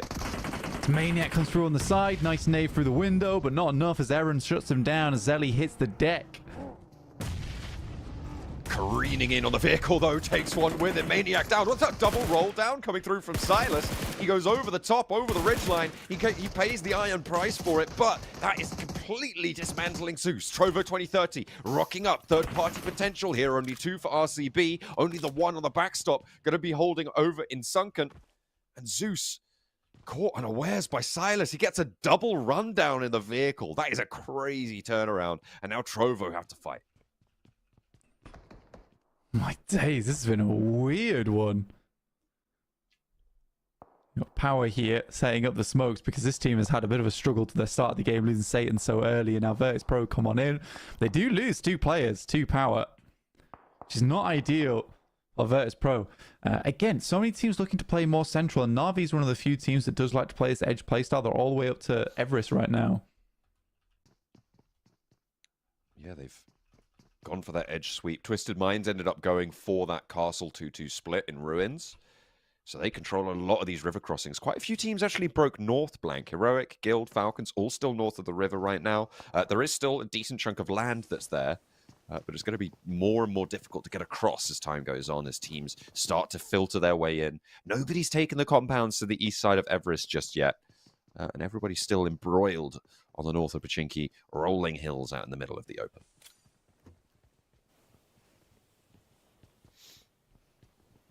In terms of the circle, certainly will cause some problems later on, especially because the island is still in play. Nice shot there from Al-Haji through the window. Basically stuck the barrel right up into his face. Post box for shotgun shells. That's quite a nickname. Goodness me. Don't want that repeated in the schoolyard. Koa, maybe one of the freshest trims in the tournament. We've yet to fully decide, but still, Virtus Pro, they've certainly been given a haircut on their player count this match. It is looking pretty shabby right now. Only the one player alive. Next circle, Pops. It's out west, keeps that river in as a major, major factor here. This is great for Twisted Minds, though. They are slap bang in the middle. It's always a question of holding it off, but given this 2-2 split, it's generally very powerful at controlling the surrounding areas. With teams out on the west like Na'Vi, it's going to be difficult to move in on that position. Yeah, I think for Na'Vi, like, they've played this game pretty damn well coming into stage 3 soon. They need to worry about that northern side where players and teams are going to start rolling in through that northwest past box compound, which is why Default already starts to scout over that way. But Walsh actually finds Default on that roll-up. That's not good news, and he will hit the deck. Gone down there. That is really quite disastrous. Team Spirit actually making their way up to one of the outposts of Na'Vi as well, so potentially finding another weakness there. Na'Vi getting dismantled for just a little while. Everybody tries to move into ruins in the meantime, and underneath Twisted Minds, they're all feeling the brunt of that downhill lead roll, and it is a difficult one to jump. Goodness me, is that 4 teams, I think, trying to move in on the south edge of ruins? Quite a lot of presence there. Koa's been there for a while, and everybody moving on in, becoming noisy neighbors for him. RCB, Avazel low, but we'll be able to get that healed back.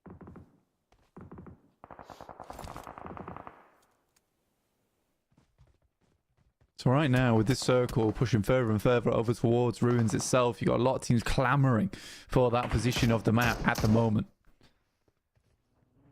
RC Bra do have a strong spot. Does leave them a little bit open to the high ground, but to be honest, you can play along these walls that currently Fireflux is taking advantage of at the moment. And most teams are confirming down here. I think they assume this is going to be a southern shift. If it's not, a lot of them are going to have to get a move on. But honestly, setting yourself in this position early on is a very good idea, as it is a strong spot to play in the map.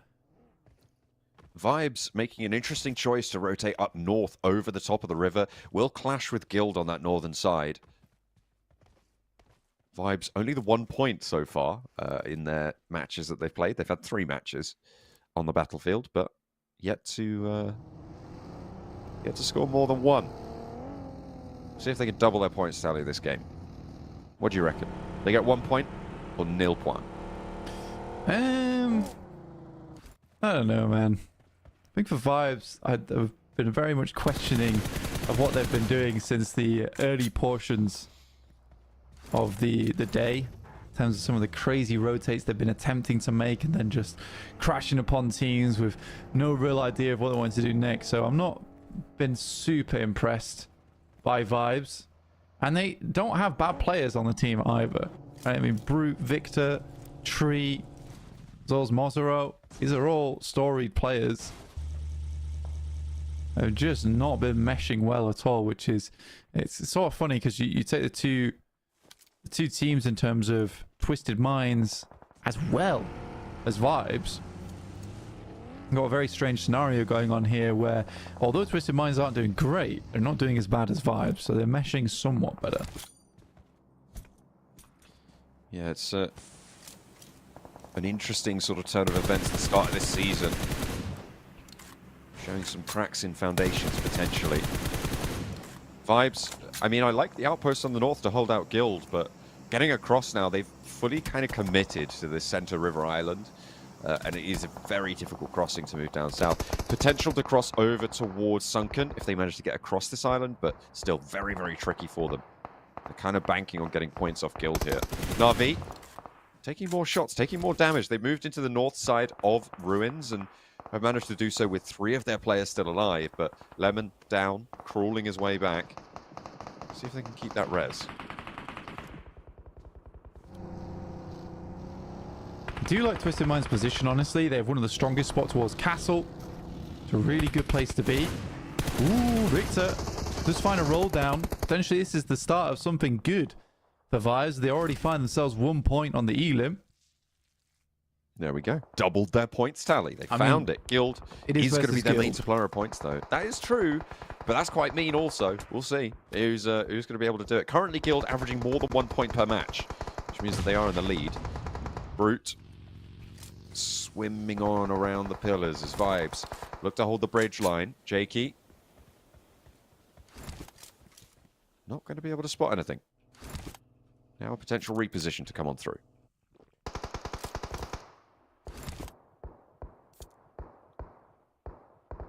Guild looking to take down Vibes. They did get a bit of a reset on this fight, which is good, and Vibes aren't in the best position. They had that element of surprise there going for them. That was about it. Team Spirit still doing quite well from that western edge. They're playing the little ridge that sits just underneath Heroic. Na'Vi opted to take the L on the fact they lost default and just push further in towards that northern edge of Ruins. But here's a big crash coming through from Heroic over towards Team Spirit, and this is going to be a test for the Spirit gang. Definitely a challenge. Heroic descending now, but the elimination feed hasn't popped up just yet. The contest actually being interrupted. Twisted Minds pull one out, and it's Na'Vi who end up feeling the brunt of it. Heroic divert. I thought they were going to go down towards Team Spirit, but they turn and instead head towards Na'Vi's compound. The fight with Twisted Minds in the background as well needs to conclude fairly quickly. Heroic have taken one knock, but should be able to get the res if they win this fight out. A nade over towards Kevin, though, makes that so much harder as Heroic answer towards Lemon. Now it's just flip on the backline for Na'Vi. 2 players down, but in fairly safe positions. Team Spirit could rock up, third party this, and have a great game on the western side. Yeah, I mean, this is going quite well. I mean, for Team Spirit over towards that southern edge, like, this is definitely a fight that they could get involved on, but they're really hesitating. They're massively hesitating here, John. As you get the next shift, and it is confirmed over towards Ruins, so Twisted Minds, this is potentially a big game for them to play off the back of. Na'Vi lose 2 players. Both players fairly resible, and still Team Spirit just sit over towards that western side, not doing too much, and even opt to move down south, take a more difficult fight towards IWNRX. I think they're maybe waiting for the teams in that compound to have to leave, because the blue zone will start to push them in, and they want the inside track getting ahead. They're prioritizing positions in zones rather than getting elimination points here, and I'm not too sure I like that decision. Overall, I think third partying that, or at least trying to, would have been on average more profitable, but you know what? There's probably a reason that they're playing and I'm not, so I'll be ready to be proven wrong by Team Spirit on the western side. This time around, though, we're back on board with Vibes. We're up to 3 eliminations. Make that 4. Guild are down and out, and Vibes have quintupled their point score. I mean, for Vibes, realistically, they should have gone down in that fight. They allow Guild so much time to reset on that one, and Guild just sort of fails to pull themselves out of a difficult situation. Team Spirit now very much out in the open, looking to finish off the players coming through from IWNRX, but I think they realize now they're wandering into pretty rough waters. We'll have to start wading this one on through, but again, I think heading up towards the north side now is a little bit more difficult. Vibes, though, run into Trovo over towards Watertown and get dispatched, leaving just 1 player alive here for Vibes to play on with. Good shots from Brute Force, and even better return fire from Yusuf. Very much needing that moment to give Trovo a little bit of time here to reset. Judo makes the crossing, but doesn't get across safely. Eren there on the crossfire with Zeus. Still a factor to be worried about over in Sunken. They were the team that was rocking in there for quite a while. Team Spirit making their roll up now to IWNRX. You said this fight was harder. Swain is going to go down, but there is an answer over towards Nomi. Power are chiming in on the off angle. You can see they're further out to the west. 2 players down. Matic not close. An Effect really the last to stand on this fight. A nade in, doesn't find it. The backup for Zedwolf doesn't go through into the nade. Can he find these reses? Is there going to be time? Kine is on into the building. Another nade on through. There's no more ordnance for Kine to back up his teammate, and Matic needs to charge in, do something to change the pace of this fight. Team Spirit looking a res.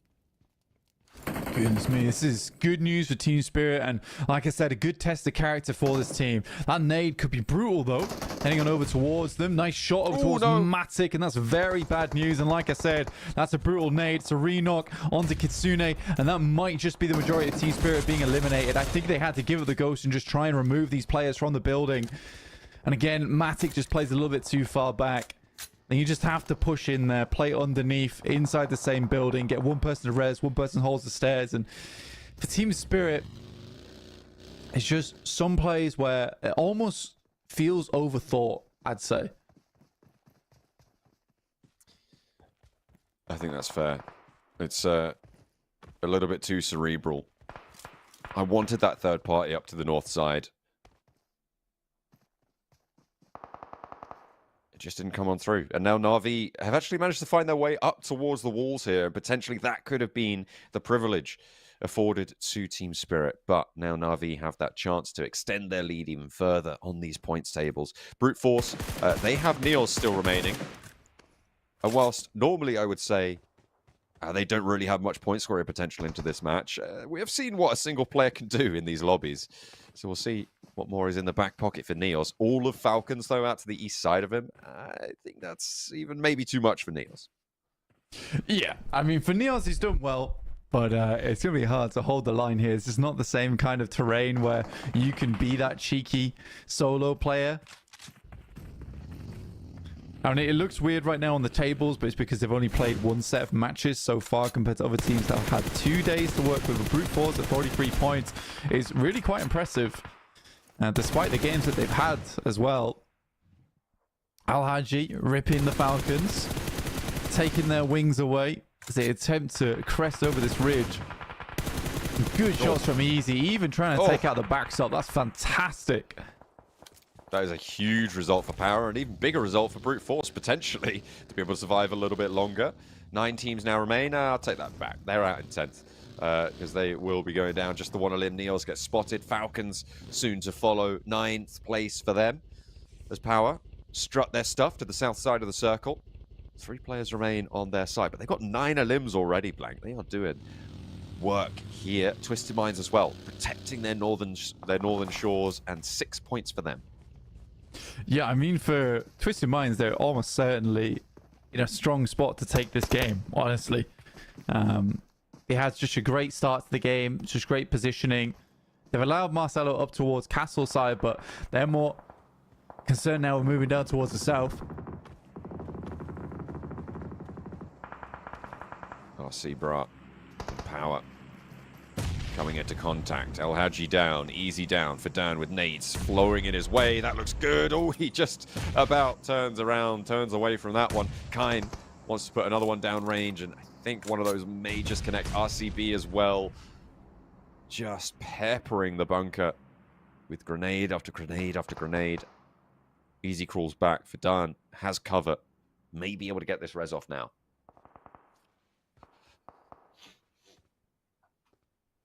IWNRX, with their unfortunate engagement with Team Spirit, they did win that one out, but 2 players now playing from the outside.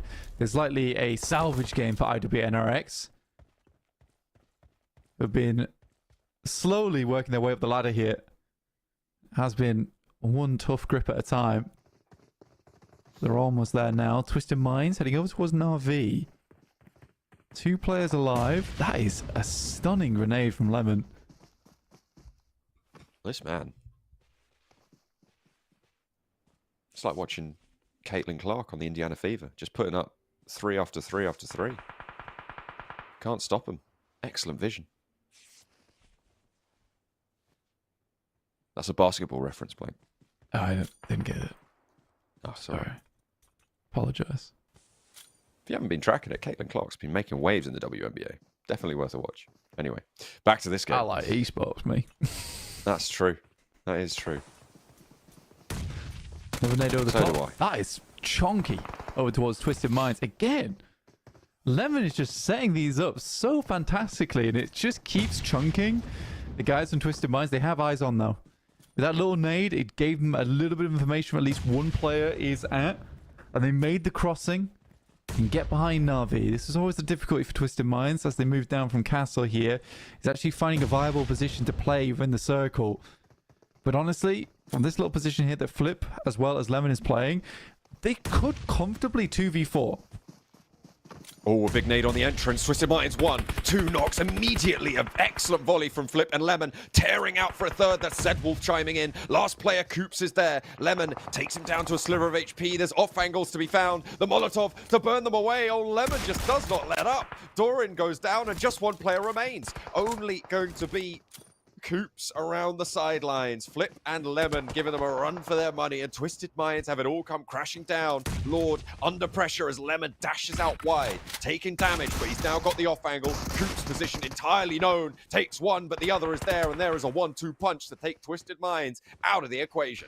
I mean, that is a silly engagement. I mean, honestly, it's predicated off the back of the fact that they have so many grenades to work with, and Lemon just slowly peppers them through that tiny little opening, which slows Twisted Minds down. They just cannot make it in. I think if you're Twisted Minds, you sort of just have to drop the smokes down and then burst all together and try and take that 4v2 and get through the smoke really quickly, because they let themselves get bottlenecked far too easily there versus 2 players. But either way, for Na'Vi, that is an incredible approach from them. And like I said, it was a situation where they could comfortably 2v4 just with the way that Twisted Minds are giving them so many opportunities. Yeah, they all put themselves right into the choke point, and just that quick 1-2 nade cross was on the money. Lemon and Flip. These are names I'm sure we're going to be saying repeatedly over the next few weeks if they keep playing like that, certainly. Standout performances for Na'Vi. And I think the primary reason that they're right towards the top of the tables, I mean, Default is absolutely there, but I think he's a bit quieter in terms of the flashy plays. We'll see what sort of a legacy they can leave at the end of this tournament, because it is still early days, only day 2. Yeah, practically all the players on Na'Vi have performed in one way or another in most of the matches that they've played over these past couple of days here, John. Fidan. Let's move the buggy slightly forward. Right now you have a few teams that could potentially take this one.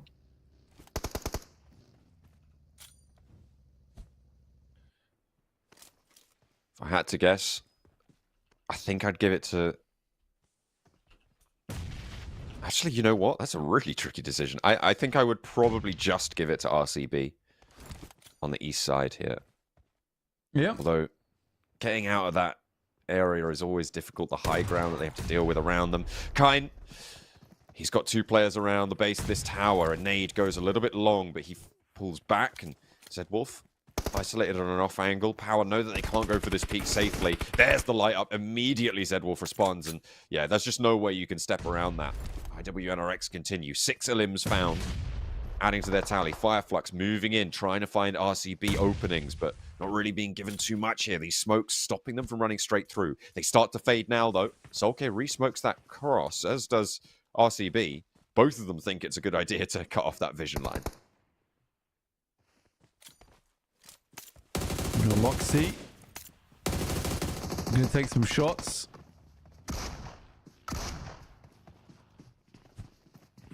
And he's coming through. Fireflux with the 4 players.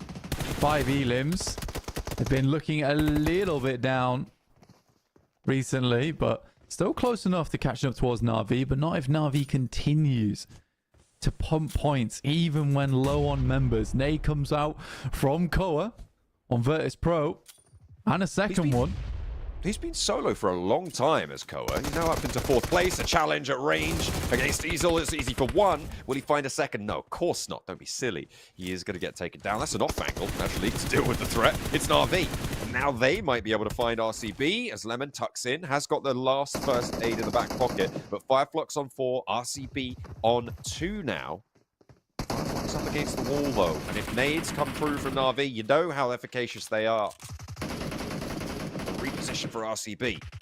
Over to the side. I think they have a few grenades as well set remaining, and they've got a full resupply over on Twisted Minds, and there's the first over towards Wild. on RCB. Oh, dear. Roxy's down. Now Lemon moves forward. Chunky nade goes to the first initial spray down towards Scarface, and they are seriously bunched up. But do they have anything left in terms of ordnance? No, they don't. Molotov to clear the space. Now it's flipping a 1v4, which is highly unlikely to win this one out. He's ducking, he's dodging and diving, but it will be Fireflux to finish this game strong with a chicken dinner. All 4 players alive. Hey, you know what, Na'Vi, not allowed chicken dinners this tournament, but you know what, too? They don't need them, because they get 10 eliminations, a second place. Brilliant final circles there. Twisted Minds had control for a while. They managed to get 7 eliminations from the Ruins position. But in the end, they had to leave their high ground, and it was curtains from there on out. It was a real brutal final circle. Fireflux, I'm surprised that they managed to make it all the way through against RCB there. They crossed some open ground. They made the work happen. And they put the shift in. Fireflux, happy to see another chicken dinner. I think that's their 3rd of the tournament so far. Yeah, it's sort of insane with how we're looking at most of these players actually get towards the top side of the lobby quite quickly. And I mean, it's Na'Vi who just consistently put up good performances from all 4 players on the team. I think that they're the only team right now that's standing out. There's other teams with singular players who are doing very, very well for them. This was the unbelievable nade that came through from Lemon earlier on, which was assisted, in fact, that we didn't see before from IWNRX at distance. What a shutdown there. I kind of believed in Lemon. When he pulled out that Molotov, I was like, ooh, I think maybe he's going to be able to do something here. But yeah, it's just not quite going to happen. Na'Vi still denied their top spot in the matches. But you know what? It's good enough, because they are going to be able to do a lot of work for their points tallies yet again, just racking it up time and time again. It is really difficult to do anything against a team like this, because that was not a case of you out-rotate them, you out-position them. It was a case of you have advantage against Na'Vi. They're still going to take you down, unless you're Fireflux. Right in those final moments, they bring that back under control. 1.4k damage, 8 eliminations, a respectable chicken dinner, and the 3rd so far for this roster.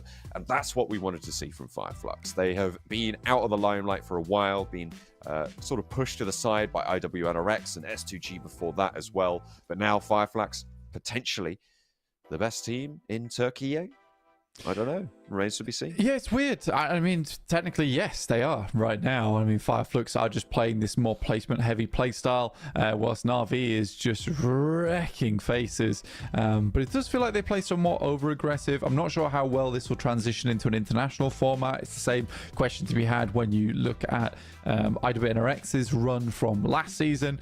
But again, I'm excited. I'd be happy to see Na'Vi continue through in this tournament. I think they're an exciting team to watch. I believe they're still currently on top. Here's our top damage dealers from this game. Power with 2,110, and they certainly were putting the work in. They did not have an easy game, losing Satan straight away at the start, yet still being able to put out this much damage. Very impressive. Definitely an impressive result coming on through there. 1,500 damage for Na'Vi. I think that was... Did they get more than... I feel like they got... Did they only get 6 limbs on that match? Goodness me. Well, there you go. There you have it. Still doing quite a lot of work. I think they got more than that. Not sure. We'll have to wait and see. But yeah, absolutely beautiful stuff coming through from Fireflux to be able to sweep through the ruins and build themselves a tower on which to take a break. Let's go to it.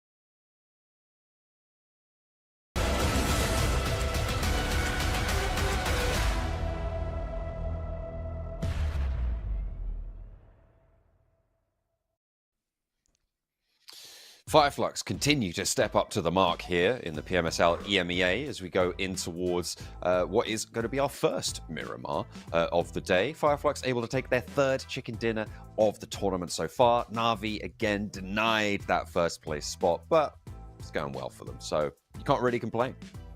No, you can't. Sorry. I've had some I've had some spicy food. I'm spiced out my life right now. Excellent. But so is Na'Vi. Spicy gameplay. Oh yeah. Spicy totals right now for them.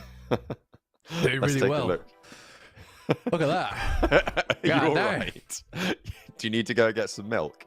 You good? I don't have milk in the house. Milk's for weak men. Do you need to run to the shop and get some milk? Nah, I refuse the milk. I'm gonna suffer. Okay. Suffering is what I do. Really? Yeah. Okay. All right. Fair enough. Well, You gotta suffer you through suffer. it, right? That's how you grow as a human. Is that true? I'm not sure. Suffering. I don't know. Well, everybody seems to be suffering against Na'Vi right now because they're on 118 points. That's how they're gonna get better. True. They can't get any better. It's impossible.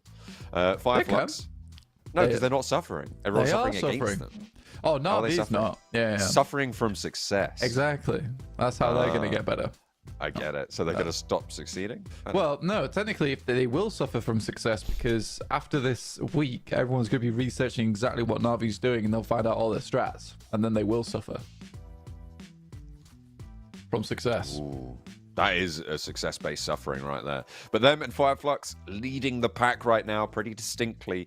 118, I think it was, and 98 points. So that's 20 points behind. No, wait. Is it? Yeah, it is. 20 points behind on the tables, but then even further as a drop-off. I think it's nearly 30 points down towards third place. So that's going to be a real tall order to catch that up this week. We'll have to see if anyone's up to the challenge. Team Spirit on the second page. Not happy to see that, but down towards the bottom, Team Falcons, you've got Black Esports, Guild, and Vibes. These are teams that, for the most part, have played fewer matches than everybody else, but I'm looking at Guild there, and that's pretty sorry. That's pretty sorry. It is. I'm sorry to see them in such a state.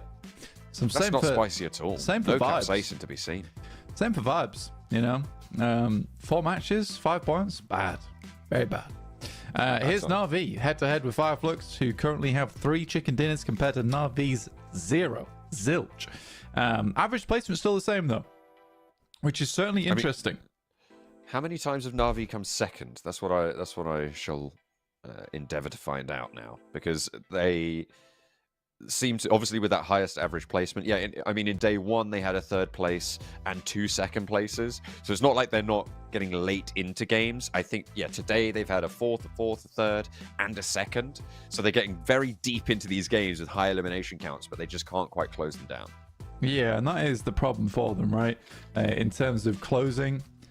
But I think that genuinely you're okay with that, right? You take the between, the in between here, which is a case of, yes, we don't get the chicken dinners, but we do get is a ton of points from our elims, which shoves us further up the rankings, because you can only have a max of 10 placement points per game, right? But technically it's a little less uncapped for elims. You can get it all the way up to 30 if you really wanted in a match. So if you're a good team at eliminating, you can go far with that alone.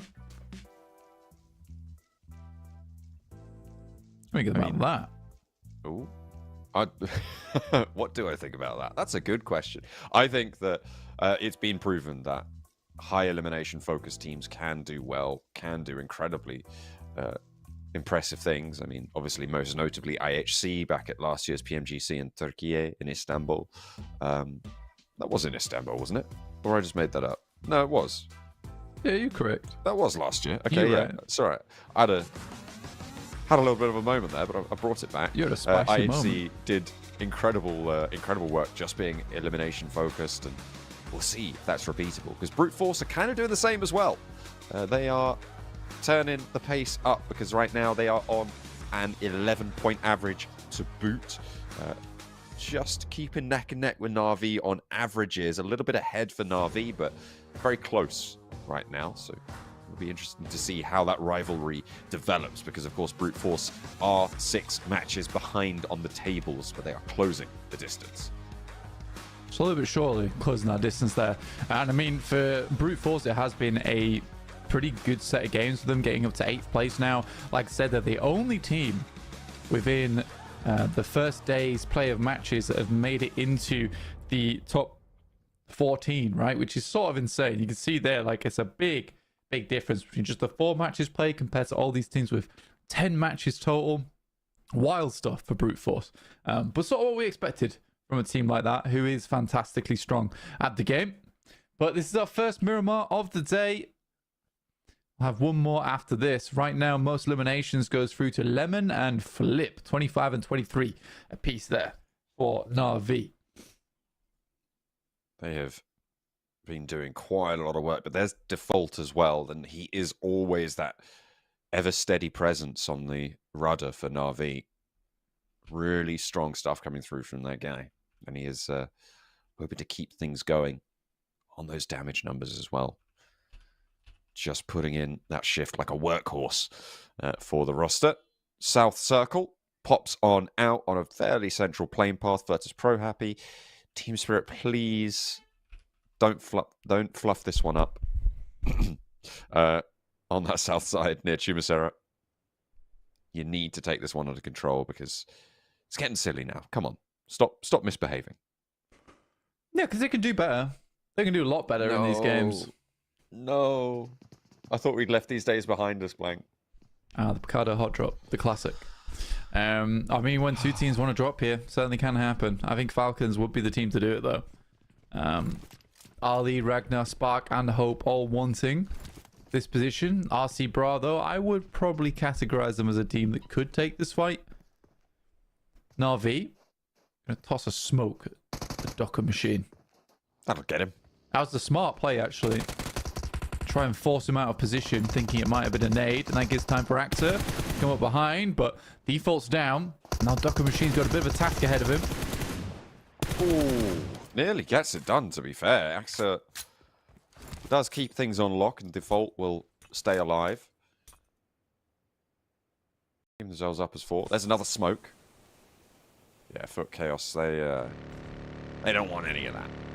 They're backing out against Na'Vi on the northern side. Looks like fairly slow looting for these teams on the north edge. They dropped out of the plane early and will now have to move all the way down south. So maybe stopping off along the road for a pit stop loot sesh. In the meantime, finding position as we get into the midst of that looting phase in general. Yeah, I think that for Football is Chaos, it's a little bit of an overzealous push, right? Heading up towards La Cobreria, you know that Na'Vi plays there. Trying to steal their vehicles, bad idea, but I'm glad that Na'Vi responds the way they do, because you don't want a team thinking they can get away with that type of thing. In multiple games, if you start getting weird playing paths, you want to punish them for doing it. So you maintain the amount of vehicles you'd like to have coming from La Cobreria. So Football is Chaos only get away with just the 1 vehicle. Heading over towards Tierra Bronca or Campo Militar, both El Azahar and the north side of the map is currently taken.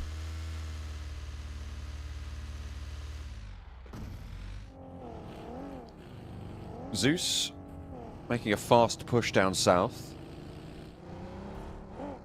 Maybe looking to take some ground, some territory away from Team Spirit on their Chumacera drop. Zeus, I'll find a couple of buildings, struggling to get the parking just right. But I'm sure they'll get in the lines eventually. Heroic in Montenuevo, taking the west quadrant. Right on the edge of this circle.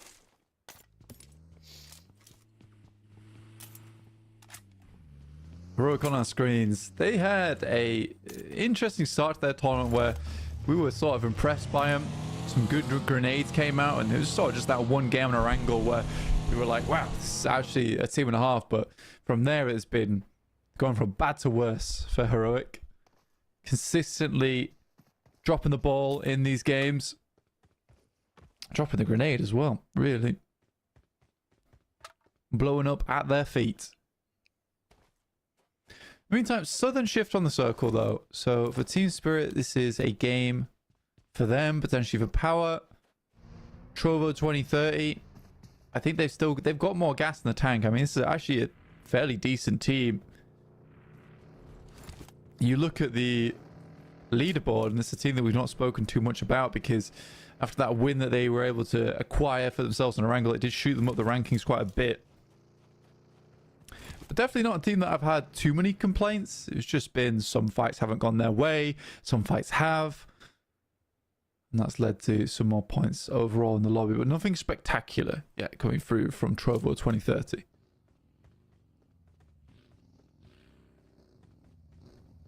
But they certainly have made an impact. And again, my favorite logo, very colorful, even if it's the wrong color, you know? It's like when a child colors in the line and they're coloring but green, and you're like, that's very creative. But they've actually done it really well here, you know? And I like it. It's Green Lion. What's not to like? Yeah. Green Lion's cool on Trovo 2030. I do like it. Super high res. Very lovely to see. Guild now coming down past Footballers Chaos and Torre Armada. And again, Footballers Chaos sort of have just looted up a lot of the trash compounds around the map on that north side. Here's Fireflux on our screens. 98 points. So closing that gap. It was around 20 at the start of the day. It is still 20. Yeah. I think it was maybe more at the start of the day. Maybe like 22. 2 points. That's the difficulty in Na'Vi. So it's been hard to catch them up. Purely because they have just been consistently having great games despite not having the innings for the chicken dinner. It's difficult when they keep finding these picks, and I think a lot of solo performances have really kept them. I don't want to say afloat because it's not quite the right vibe for what they've been able to achieve so far, but like it's certainly something that they have maybe relied on a little bit in order to get as far ahead as they have been. Solo and duo performances for Na'Vi have been spectacular, quite frankly. I will still question a little bit what they can do as a full four in a pitched engagement, but I'm sure they'll prove me wrong fairly soon. You'd hope. You'd hope. They are very low though right now in Na'Vi, coming in from that north side. They've been in the blue for quite a while now, as we're just about to hit stage 2 very soon, after 20 seconds. Most teams set up down towards the south side of the map in good positions. Another vehicle found, so everyone can now easily get into the circle. Brute Force are in Monte Nuevo though, might be a roadblock for them. And we should get the shift now as it heads over towards the northeast side. Power losing a player. Falcons as well. Look at that scrap in Picardo. It's no longer in the opposing tool apartment blocks, but this time they've moved it over to the music shop into the casino. Throwing the dice around. Wild forces Falcons to come up Snake Eyes. Hope though, we're going to try and get some retribution on the outside. We'll look for a flush and find it too. Ragnar is there for Falcons as well. Potential to get a res now, and it would be a 3v3, but Ezel stops that res in its tracks. A lot of ammo spent through the door for Hope, and he doesn't really have an answer to a 1-2 peak. Wild is down, and 2 players on the inside as Ragnar has to hit the deck, has to be on the swivel, but can't quite find it. And it comes up trumps for Regnum Kaya Bra. Huge gameplay there for Regnum Kaya Bra. Able to finish it out. The Falcons look like they had a little bit of a spark there, but not too much of a chance. Trovo 2030 finding shots over towards Fireflux, in fact, as the circle, like I said, heads over towards that northeast side around Picardo way. IDB Direct is frozen. Some pot shots over the hillside. Nothing found though.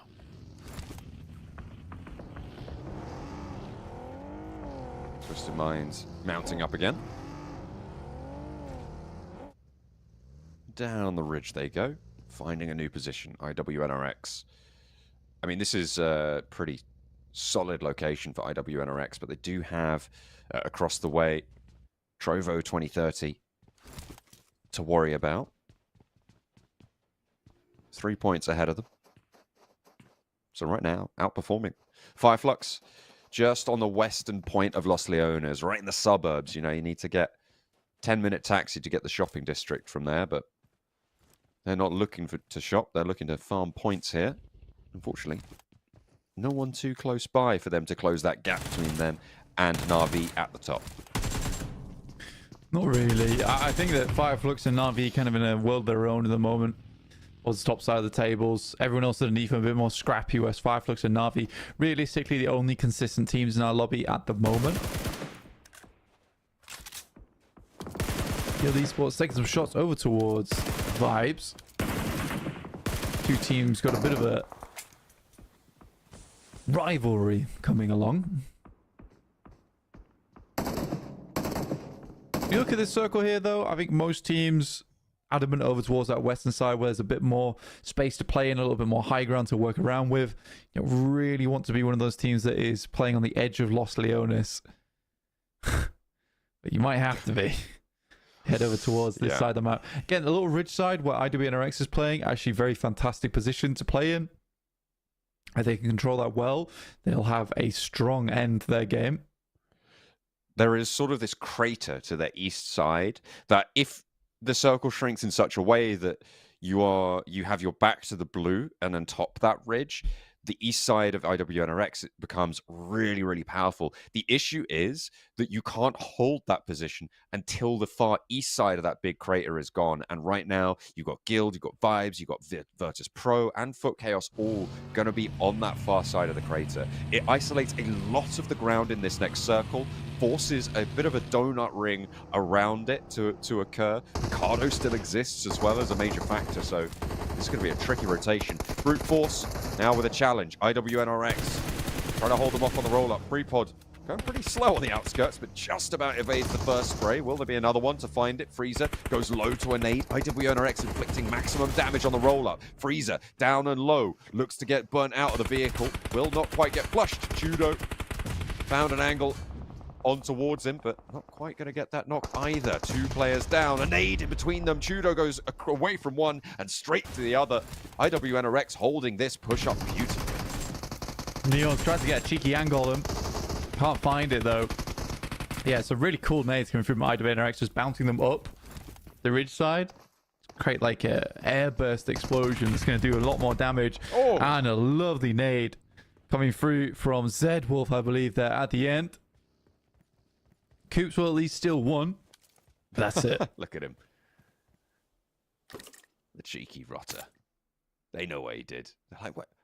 We should have got 4 points for that. We only got 3. What the hell? Twisted Minds get 1.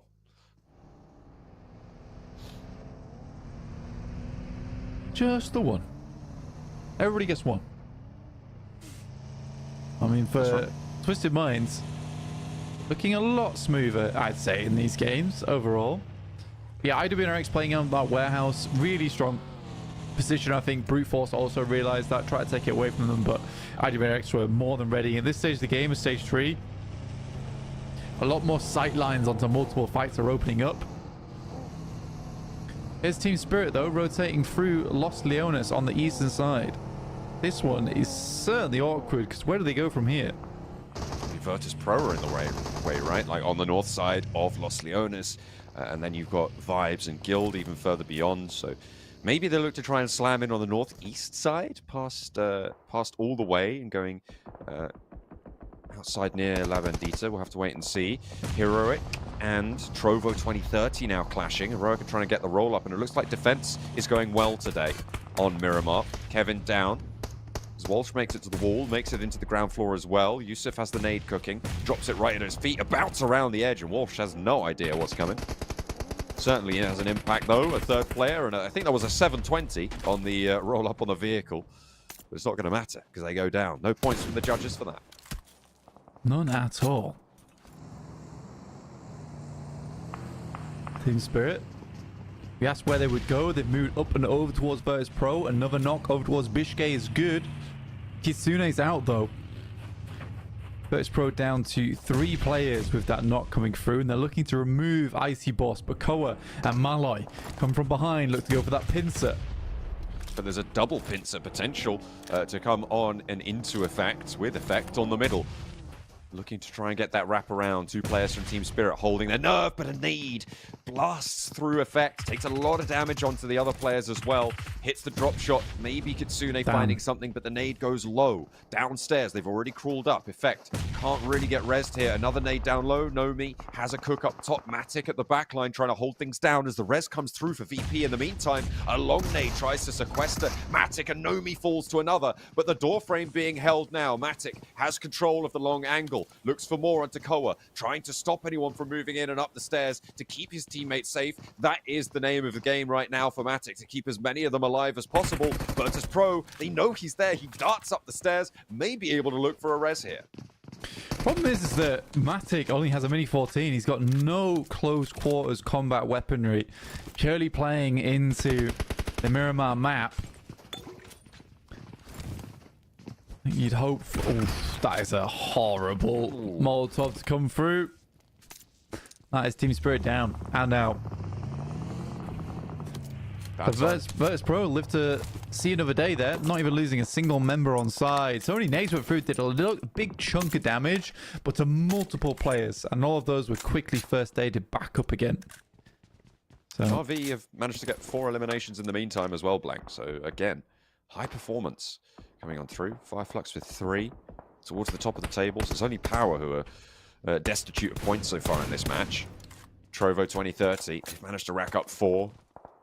A lot of teams going down. I feel like this is quite early for us to be on 11 teams and 39 players. Either way, plenty of players will be happy about that.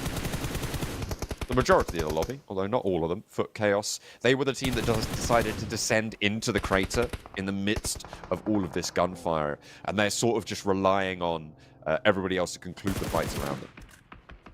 Yep.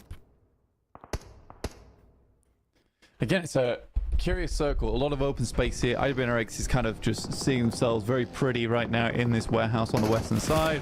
Big fight breaking out now between Twisted Minds, Vibes, and Virtus Pro, who have to shun their way through these western teams at the moment. Pretty tough stuff. With Vibes being kind of limited in terms of presence here. It's really only Twisted Minds is a problem. Potentially them and Power. Shift.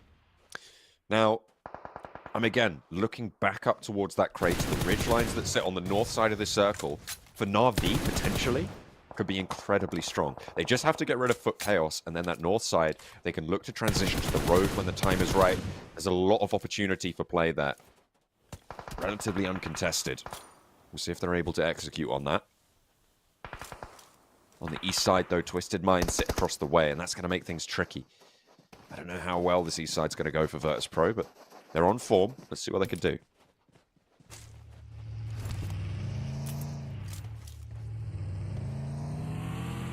Malloy here on screen for Virtus Pro, and yeah, you're right. Let's see what they can get done from this position. It's a little bit difficult to play.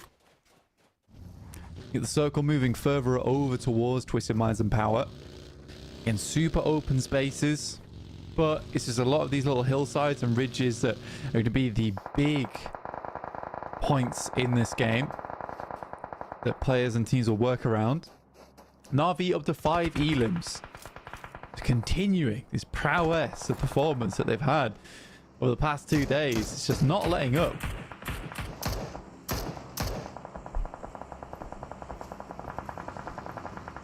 Zeus trying to reposition, finding a crack in the armor somewhere, but it's not presenting itself just yet. Trovo 2030 on their south flank.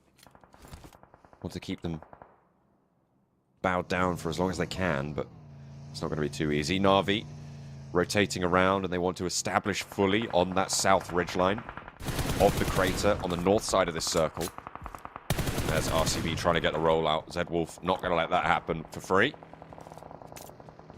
As the shots ring out, Foot Chaos actually taking a fight with Na'Vi, who are taking a fight in turn with Zeus, and Twisted Minds are chiming in. What is going on with Na'Vi? They've managed to get all the way over to the far side and taken, what is that, a knock and a flush as well. So they're down on 3, which is really unfortunate from that northern edge.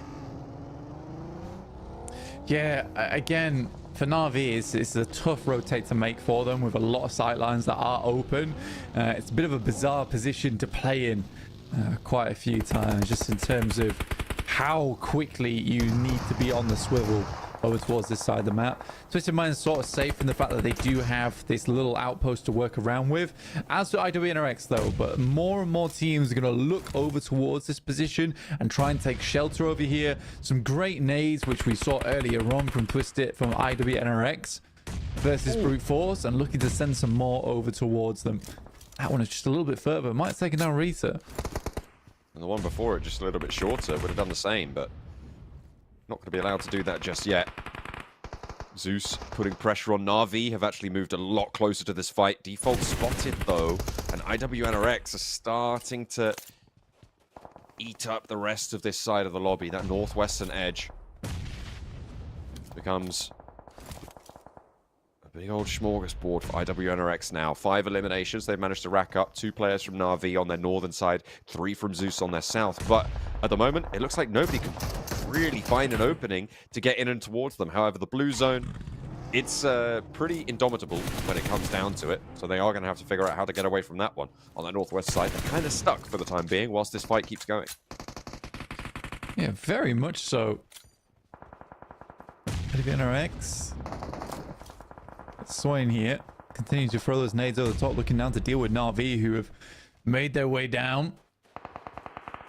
IWNRX pretty much comfortable that they can take down the rest of Zeus, and another crazy nade from Frozen. The perfect time as well, because the Blue's going to start to push in. It's impossible to res those teammates now. They're even going to look to just flush them out. Trovo 2030, if they looked over in this direction at this very moment, they might have found themselves some more eliminations, but the look away was maybe mistimed. They do find Frozen at least, though, from Marcelo. Trying to get that buggy back up, but they're struggling. They're bumping about on the rugged terrain. It's not gone well. He has to go all the way around the outside as Zedwolf crashes into the side of the building. IWNRX, it was looking clean. They're on 9 eliminations, but now they only have 2 players. I like Trovo 2030's position, but they've allowed Fireflux to get in and ahead of them towards the center of this circle, into the ridges, to try and hold out the middle of this area. It's going to be difficult to move in, but I think if there's a team that is positioned to do it, it is Trovo now. Without IWNRX on the northern side, they have to be worried. Flip. Oh, he knows. He knows that Swain is there. He knows that his teammates regrouping onto it as well. Sees this rolling up. This could be a 2-for-1. But further up, he knows he needs to get it. He knows he needs to be on the money. It's perfect for Swain. Zedwolf is there. Has another to cook. Where did that nade come from? Zedwolf needs to be careful. Looks to confirm with it. And it will blast Swain away. IWNRX is going to move Zedwolf further into the middle now. Actually, I need those supplies. Give me those really quickly. Victor down to a nice nade from Storm. And it will be Yusuf to find Flip. Unfortunately, there. Trovo 2030 using some very good long-range gameplay to their advantage. Another 6 elim game there for Na'Vi. 8th place, not terrible. Twisted Minds, 4 alive. They're on the outside track here. Virtus Pro sitting their way with 4 alive as well. Foot Chaos covering off this flank, making it hard for them to get off angles against Virtus Pro for this engagement. They want to get rid of Foot Chaos so they can play up to that ridge line on the left-hand side of your screen and get the shots that they need. But for that to happen, they get rid of Foot Chaos first. They sweep through. They're looking to dismount Storm. Nade over 1-2 bounce. Robs rolls it down. Buggy easy over the sidelines. He looks for shots onto Nico, forces him into the rest of his team, but it's not going to matter because Robs again chews him up, spits him out. Now over the road you go. Look for that ridgeline. Take the fight with Virtus Pro. Yes, it's been good from Twisted Minds, honestly. Hell of a fight here coming through from Trovo 2030 as Scarface holds down the line with the shotgun. Might just be able to pick his teammate up because Trovo 2030 is currently fighting 2 battles at 2 different positions. Tell tries to get this Molotov over the top. I think it's going to be difficult to get the stand-up and the res here. In comes Al-Haji, though, from Power. Okay. All right. I see you. Moving up to that ridgeline. There's an aid coming in from somewhere. No idea where that was going or where it exploded. It burrowed. But it was certainly in the game. Burrowed tunneling underground. nade. Yeah. Ah, classic maneuver. Vintage. Koa hit from Virtus Pro. Virtus Pro surprised they're doing quite well, but here comes the roll up from Twisted Minds, but they quickly step back off as they're sent away by a nade from Bishke into an absolute tremendous one. Heads over the top, leaves a resounding ringing in the ears of Twisted Minds. Bounce. A little bit short. Not quite making it over the ridge line for Robs. Backed off by the spray down. Coop's still bleeding out. Doran's there. So potential to get this res. Zed Wolf's still alive, remember, and he is ahead of both of these two teams. Koa cooks the nade. I think they know where it is, but that is a little bit too long on the cook. They thought they may be behind the rock in the smoke, but Rob's now at range. Maybe an investment that they have to cut ties with just to try and keep this ridgeline suppressed. They fought to have priority to get to this ridgeline against Foot Chaos, but may have been a little bit too long for it. A nade bobbles over, but goes short. Lord with the second as well. Koa and Malloy set close together. Bishke might have just laid down straight on top of a nade, and it blows up, takes his belly with it. Koa and Malloy now together have to try and hold their line on the side, and in goes the roll down. Rob's out, rolls one, looks for two as well. Lord can't quite find the off angle, but Malloy's careening down in the meantime. Lord has been knocked, will get flushed. Coops is still alive, and three players in. Power, one to third party. Spray looks for one. Diversion is easy, cannot be the turret that they need. El Hadji takes him back to safety, but that is a great result for Twisted Minds to take care of them. But in comes, who is that? Is that Trovo 2030? What are you doing here, Ragnarok?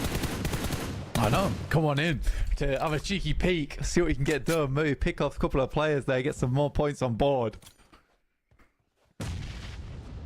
Ragnarok sat underneath. Nice nade from Robs there. Won't find anything else though. Doesn't have any left in the pocket. Was the move off with the rest of the team. 5 teams remaining. Power, Twisted Minds, IWNRX, stand-ins from Trovo, as well as Fireflux. Trovo's got 2 separate positions though, holding both Cattell as well as Ragnarok on either side of the map, playing off the back of one another.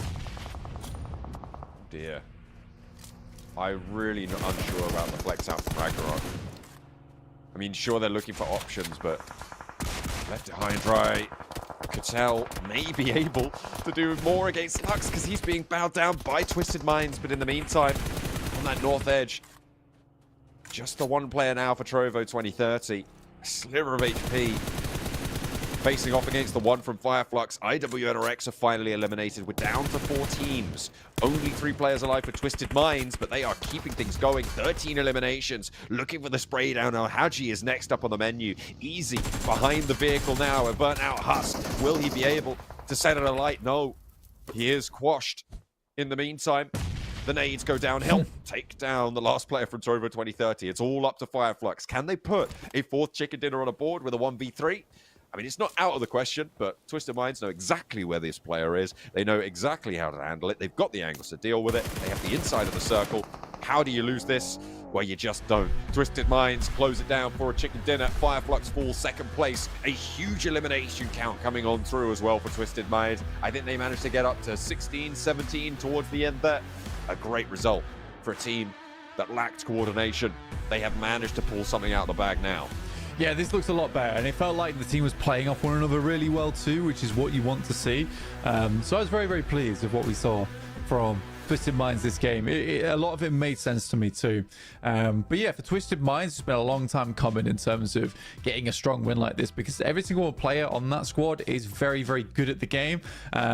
And I'm glad, because I think Vibes has tried to pull a similar strategy to Twisted Minds of taking some strong players and try and put them all on one squad. It's not worked out quite as well. But Twisted Minds, I'd said this yesterday, they just needed time. They just needed time. Yeah, I think that they have managed to find their feet, at least in that last match. Continuing that is always the thing that I'm worried about with a team like Twisted Minds.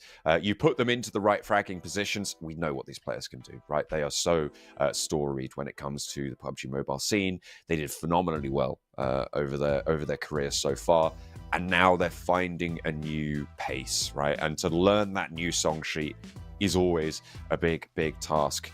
As you can see there, it seems to have become a little bit of a symphony in that last match. 16 eliminations was their score line, and they managed to get 2,500 damage done as well, pumping out into the rest of the lobby and able to claim that chicken dinner convincingly.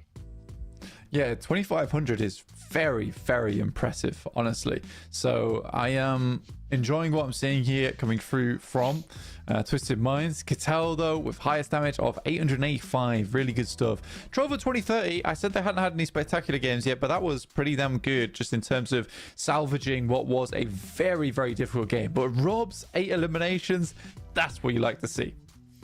Absolutely. He's got one of the strongest jawlines in PUBG Mobile, and he absolutely took that game on the chin and gave it back just as tough as well. Great stuff coming through from those guys on Twisted Minds, but actually pipped to the post on damage by Trovo 2030. Yeah, just by a small margin, but 16 eliminations, Twisted Minds. What a big game to get them back into the running with alongside a lot of these other teams that are playing out at the top. 26 points total. Beautiful. Really great stuff to see. Let's take a look at what was earned in that match. Of course, those are the 26 points that you just mentioned. Trovo 2030 onto 15 with the 10 eliminations they were able to get. Fireflux with 13. And that is going to put a bit of a dent into the lead. It was 20 points before between them and Na'Vi, although Na'Vi still got 7 points. So only 6 points between the two. So now it's a 14-point gap at the top of the tables between first and second place. Still, both teams accelerating into this lobby. Team Spirit, 0 points yet again, having a bad game. Not happy about that. I thought maybe they were going to be able to change their tune with the chicken dinner that they found on Erangel, but it was not to be. Brute Force as well, 0 points.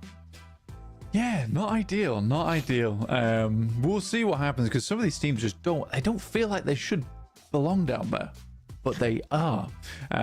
So we'll see if that can change over time. You hope it does. You really would hope it does. But for the time being, we are just probably going to wait for week 2 for a lot of the adjustments to come through. However, a lot of these teams that are just coming out the gate swinging, they're going to have a nice chunky amount of league ranking points to assist them to get towards that finals, and also give them some extra points going into those finals as well. Yeah, it's going to be interesting to see what our final match of the day is going to hold. Miramar for one more round is up on the cards next today, and we are going to have a good time with it.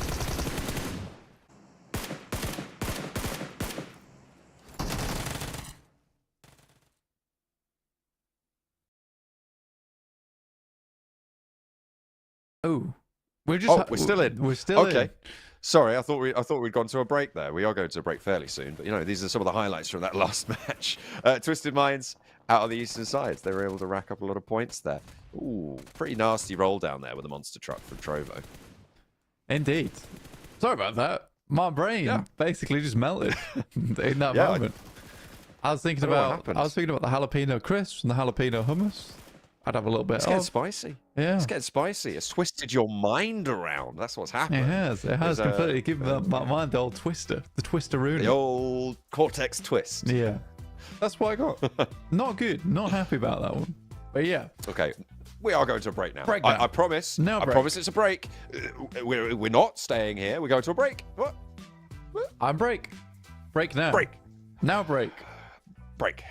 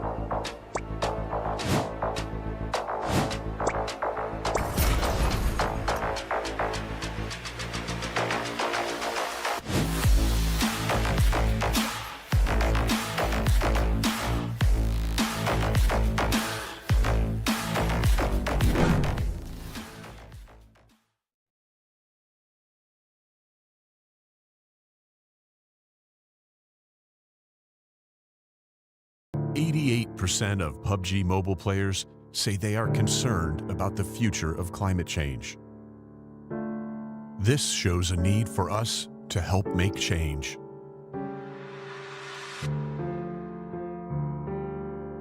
Experts say that climate change is changing the face of our Earth and that we are already seeing significant repercussions around the world. Superstorms, mega floods, melting of the Antarctic ice sheet, increased wildfires, severe droughts.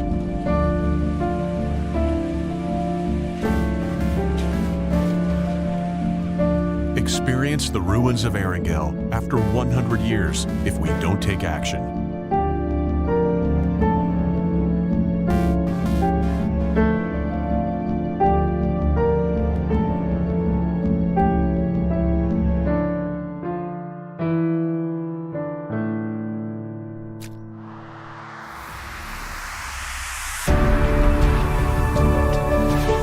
Run for green. We will convert the energy of PUBG Mobile players running in-game into real-life green power. PUBG Mobile will join hands with hundreds of millions of players to implement offline protection plans around the world to help safeguard the future of our planet. Help protect the world today. Every step in PUBG Mobile will support real-world projects. Play for green. Together for Earth.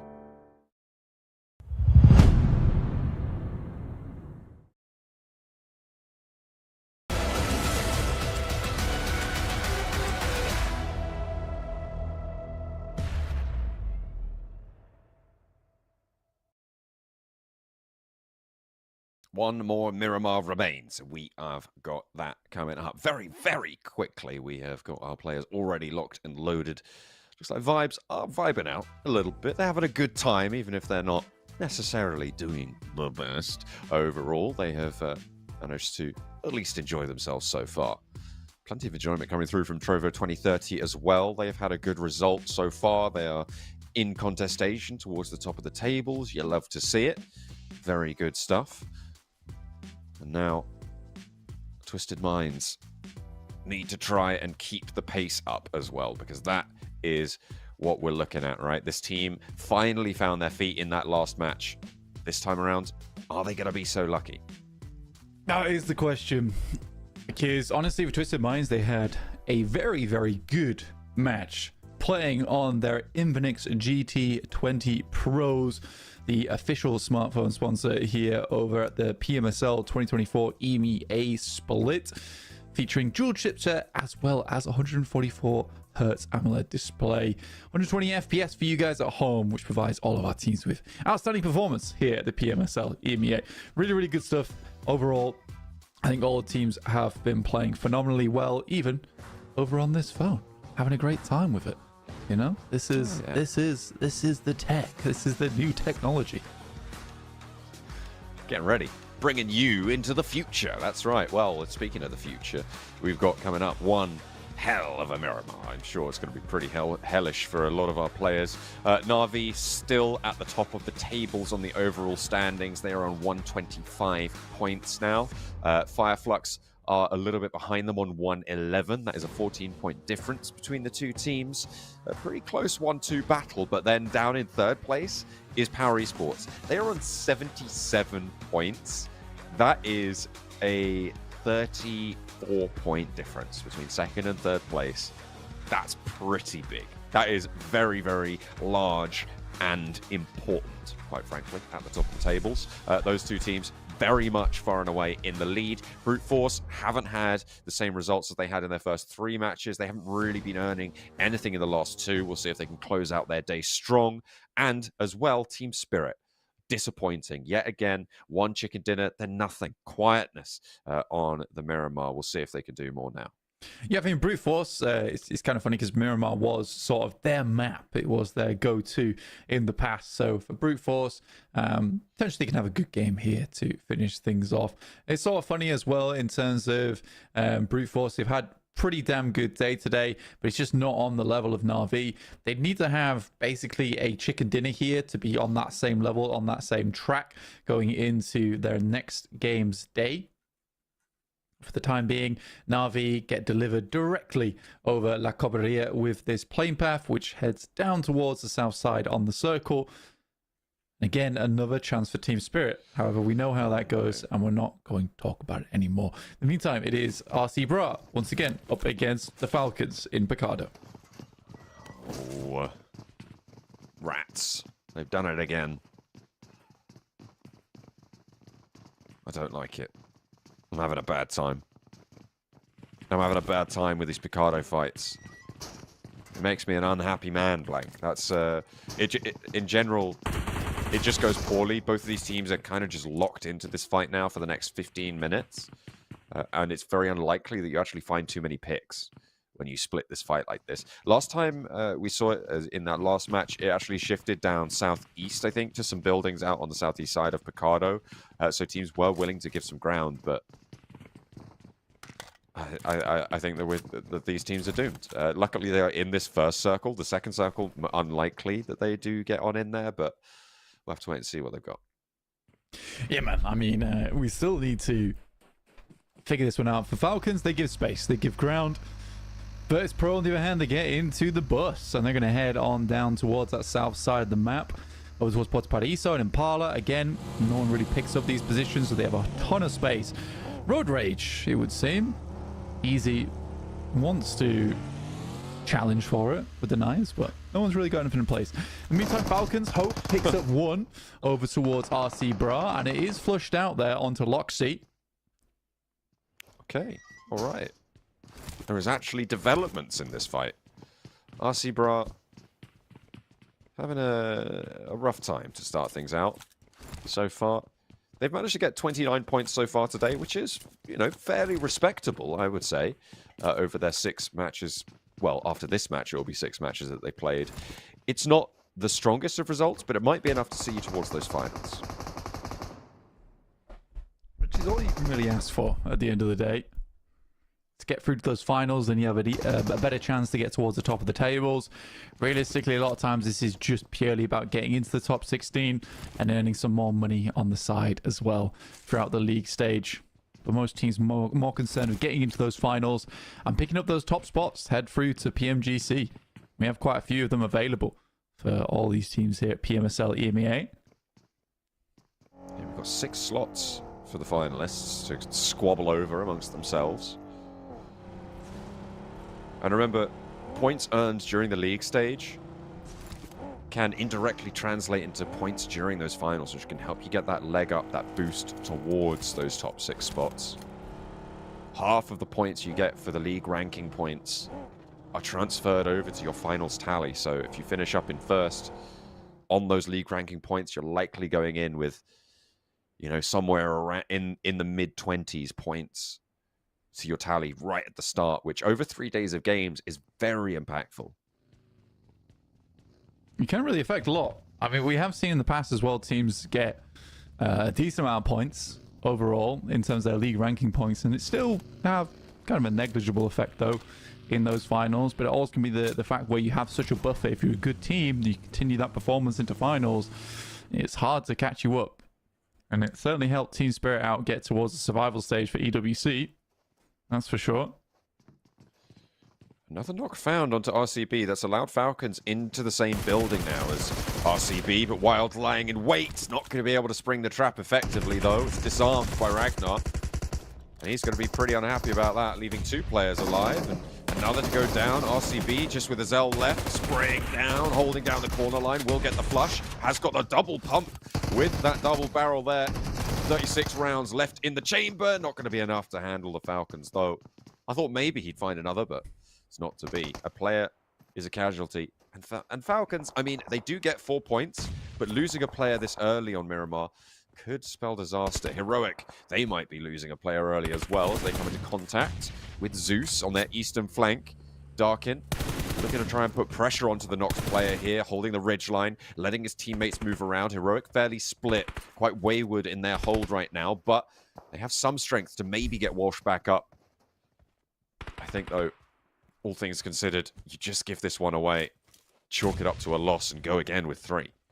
Pretty much. It's the option that you could go for here, potentially try and fight for it, but it's very unlikely they're getting that player back up again.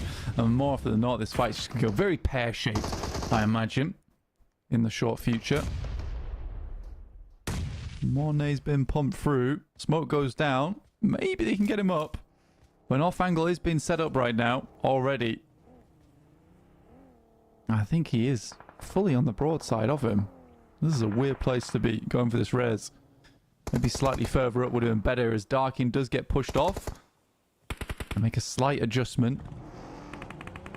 Heroic might just get this player back up his feet, but they do lose another player in the process. This is all falling apart, and I think you were right in the first place. That is a case of just go again as 3.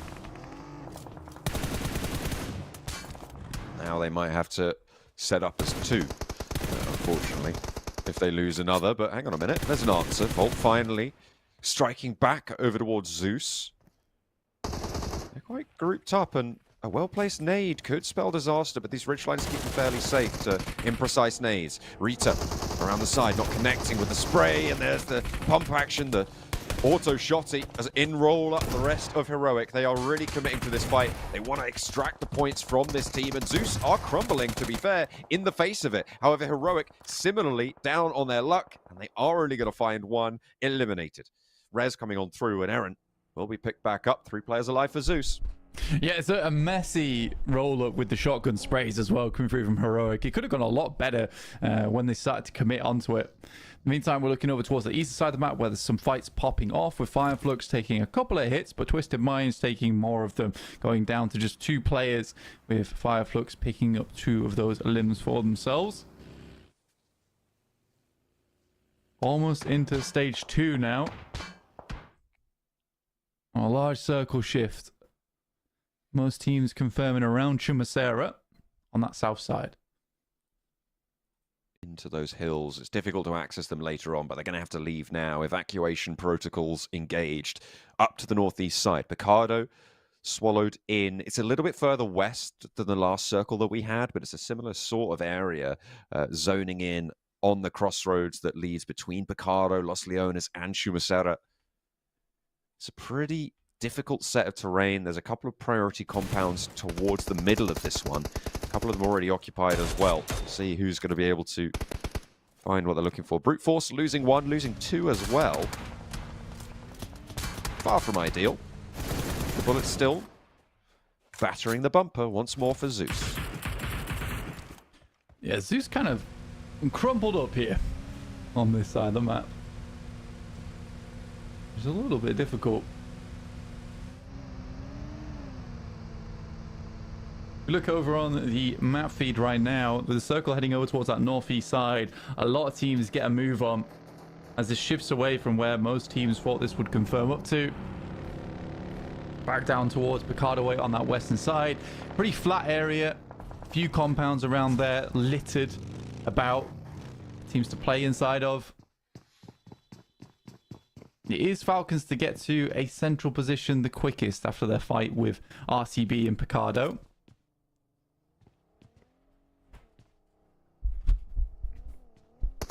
Trovo 2030, sightlines over to Falcons, but Park has one of his own. Ragnarok just dips behind the cover of the door frame there on the warehouse. They've got the closed side facing out, which is an advantage to this angle, but Falcons, I think, don't have too much of an impetus to actually go for a roll-up here. They are just going to allow themselves to establish very central in this circle. Neither team wants to get a little bit too aggressive and lose that advantage that they hold. This is one of those priority compounds I was talking about, to the middle of this zone blank around this junction.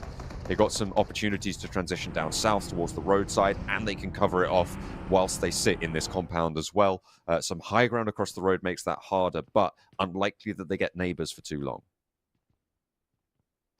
Guild so far have been having a pretty bad time in this tournament. 15 points, but that is, compared to Vibes, not terrible. However, it is terrible in the sense that Guild has had almost double the games that Vibes has been playing. If they actually do have double the games that Vibes has played so far. Right now, IWNRX on their rotate. They're heading over towards that eastern side of the map. A lot of the northern side actually not really taken. No one's really confirming over towards Picardo at all. Fireflux still has an outpost over towards the ridge side that sits on that northeast, just in case the circle does head that way.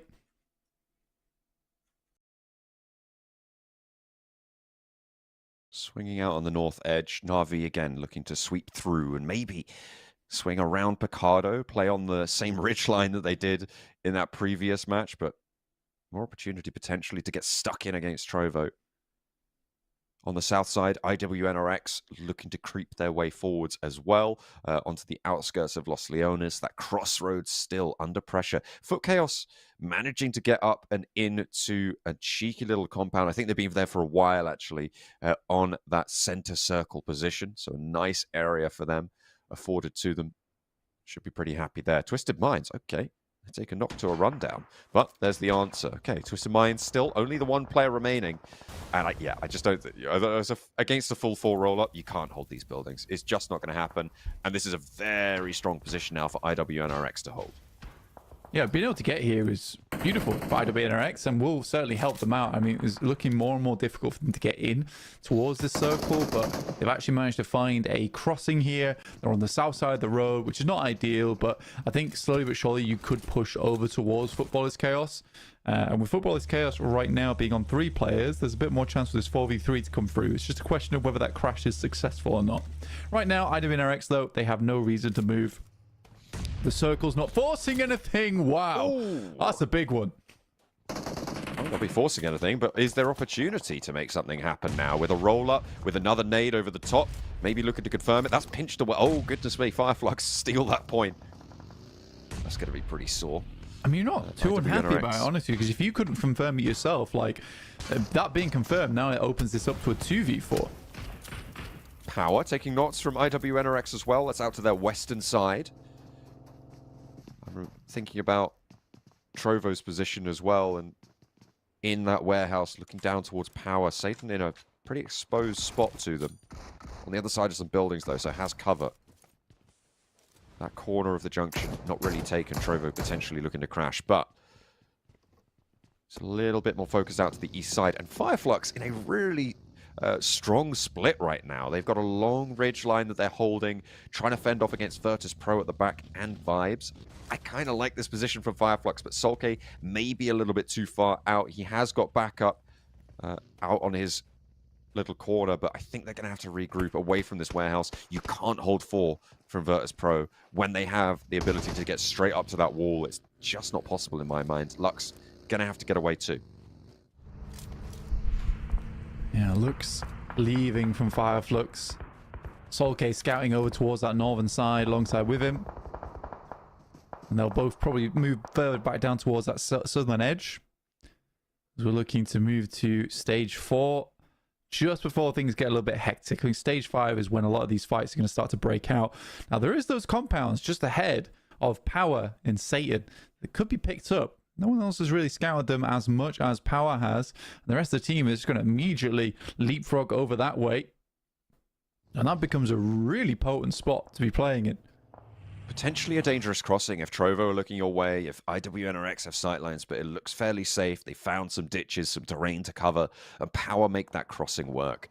Like you said, a very potent position for them now. Some real easy sightlines for them to scope out the competition. I think Fireflux probably in one of the stronger positions to deal with that compound, with some high ground potentially. Zeus as well have some trouble with Team Spirit burgeoning on the ridgeline just ahead of them. Or sorry, but well, technically there is no ahead and behind when you're talking about circles. It's quite difficult to sort of map that out. But either way, they're further out of the circle, and Team Spirit are trying to sweep around and maybe cause problems for Zeus. But you can see the sightlines that Team Spirit have towards the buildings that are held now by Power. Maniac, yeah, spotted, taken down. Nomi picks that one up happily. Team Spirit far down towards the southwest side, right? Team Spirit need to move up towards the northeast, but that road crossing is a little bit of a slice out of the map that's going to make things slightly tough for them on that rotate. Guild, Vibes, both playing it very safe and slow over towards the southeast side of the map. Yeah, main concerns right now for teams would probably be Na'Vi, Trovo 2030, as well as Power. These are the teams that most other squads are going to have to watch out for, as Na'Vi actually finds a nice little ridge side where Axa scouts out to.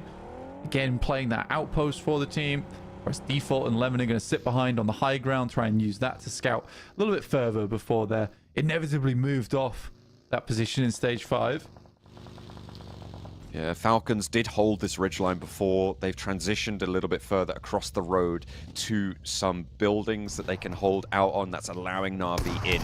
What is going on here? IWNRX have Guild to worry about. There's only one more player for them to fend off. 2 players are down, a third as well. EXO may have just ruined IWNRX's chances here. They have such a strong position, but Guild of all teams is the one to take them down a peg, down a notch or 2. EXO now has 2 of them to deal with because Frozen got the res, but in the meantime, Team Spirit have maneuvered themselves to be the south side Overwatch team, the arbiters of this rotation. But EXO goes in, looks for more flushes. Zedwolf with a nade, bursts behind the sofa, hops in, but to his demise, finally they take him down and actually manage to maintain 3, which I'm surprised about. But either way, that was going very hairy. Yeah, crazy crash coming through from Guild, and they have to do something soon. And again, this is something you just wouldn't necessarily expect coming into that way so quickly.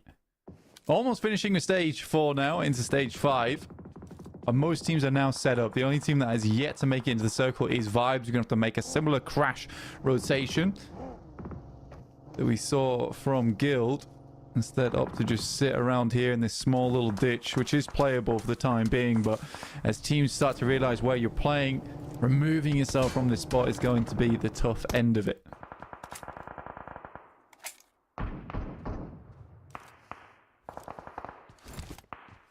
Power on the corner compound.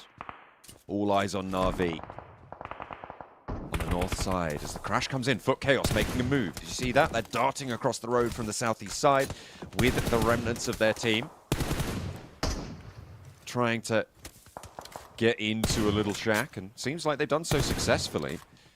They've pulled the maneuver out the bag, and it's going to be fairly profitable, I imagine. In the meantime, Vibes trying to move past Fireflux, who have been holding this high ground for a long while now. An RV in a really good spot with 4 players. And they've decided it's high time. Their 12th match to pick themselves up a chicken dinner, it seemed. Trovo 2030, not likely to let that one slip. Now at 73 points on the leaderboard in 4th place. Really have crept up on a lot of these other squads. Was the top side of the lobby. Virtus Pro have just really not got many points at all today. It is unfortunate considering some of the cool moves we saw from them yesterday. It's a weird one, this circle, considering that most teams were already in it, right? Most teams are already in this circle. They already had a strong base of operations. So there's not a huge amount of cycling of teams. It's realistically just some of these edge squads that are right now very much struggling to get in. You're looking at Team Spirit, Vibes, potentially even Fireflux.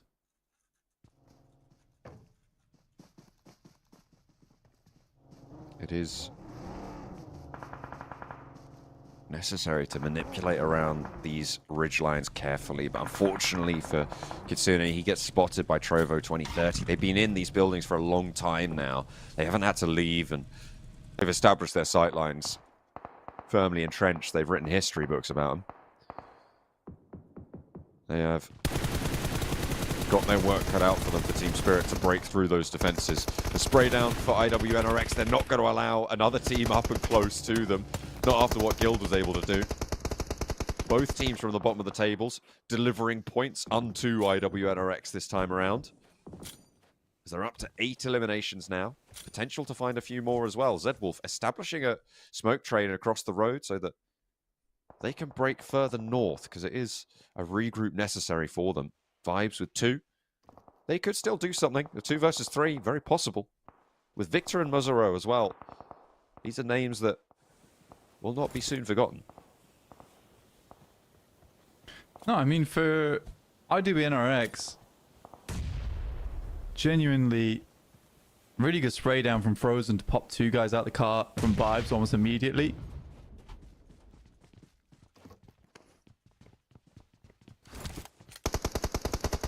RV still sat over towards this ridge side. You can see up there on the northeast, the top right side of your map. Your screen. Oh my god, I'm so in the map mentality right now. Top right of your screen, you can see where Navi is on the map on the northeast side. Goodness me, that was crazy. Nailed it. It's perfect. I don't think it was. I didn't hear any mistakes. I didn't hear any mistakes personally. Nope, didn't happen. I was on a compass craze, put it that way. He's all magnetic and got his poles confused. Oh no. Where's the polarity coming from? I don't know. It's going crazy. It's going haywire with the compass on the top side. But Na'Vi have spotted Team Spirit and are doing work to try and slow them down. Effect went down in the middle of their train. Vibes will finally fall to IWNRX, who are now up to 10 eliminations on this match with 3 players alive. Remember, Guild's crash took them down to 3, which could come back to bite them.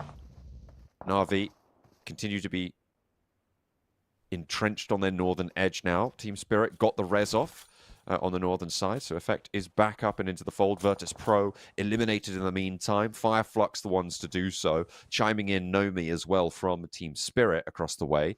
A re-knock, was that, over towards Team Spirit? I think it might have been. Fireflux, 7 eliminations east side. They have to descend from the high ground now, though.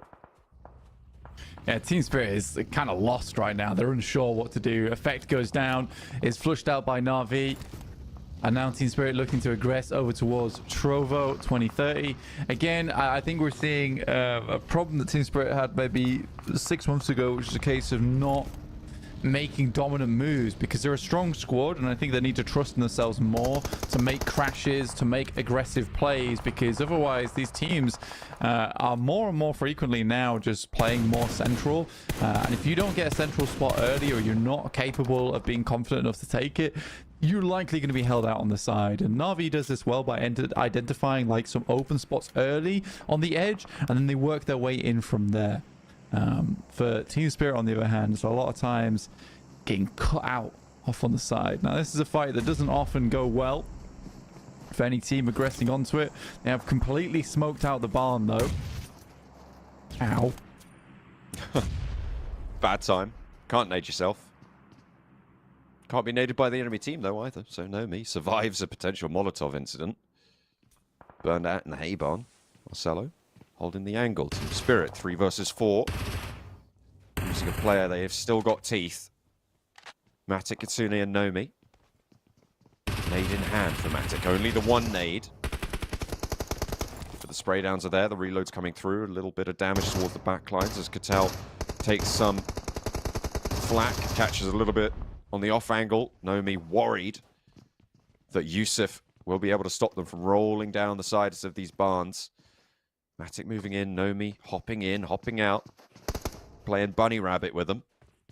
Now he's in the midst. There's a crossfire now onto Nomi's position. He needs to be careful from behind him. Does he have a teammate to back him up? Spraying down, suppressing the door line. Cattell can't quite hop one over. Nomi's down in the meantime. It's up to Matic to really get something done here on the inside. Can Na'Vi stopped this from going pear-shaped for them. They lose Nomi fully, and there's the off angle. I think that came through from Na'Vi. They've sent Lemon out to deal with this. This is getting crazy now for Na'Vi. Team Spirit fall. Trovo 2030 now under pressure from Na'Vi, who are in turn having Fireflux descend upon them on the northern flank, but it's going to be held strong by Flip, by default. Look at what they're doing to him. It is being torn apart. They say, top spot, that's ours and ours alone, buddy. Scarface last to stand in the way. I mean, the fact that Lemon went down and dealt with Team Spirit in the warehouses on the west side, whilst the rest of the team is currently just getting rid of the players there on Fireflux, sort of nuts. And now they have a central position in the circle. This should be an easy win. And this is a fight that has been going on for time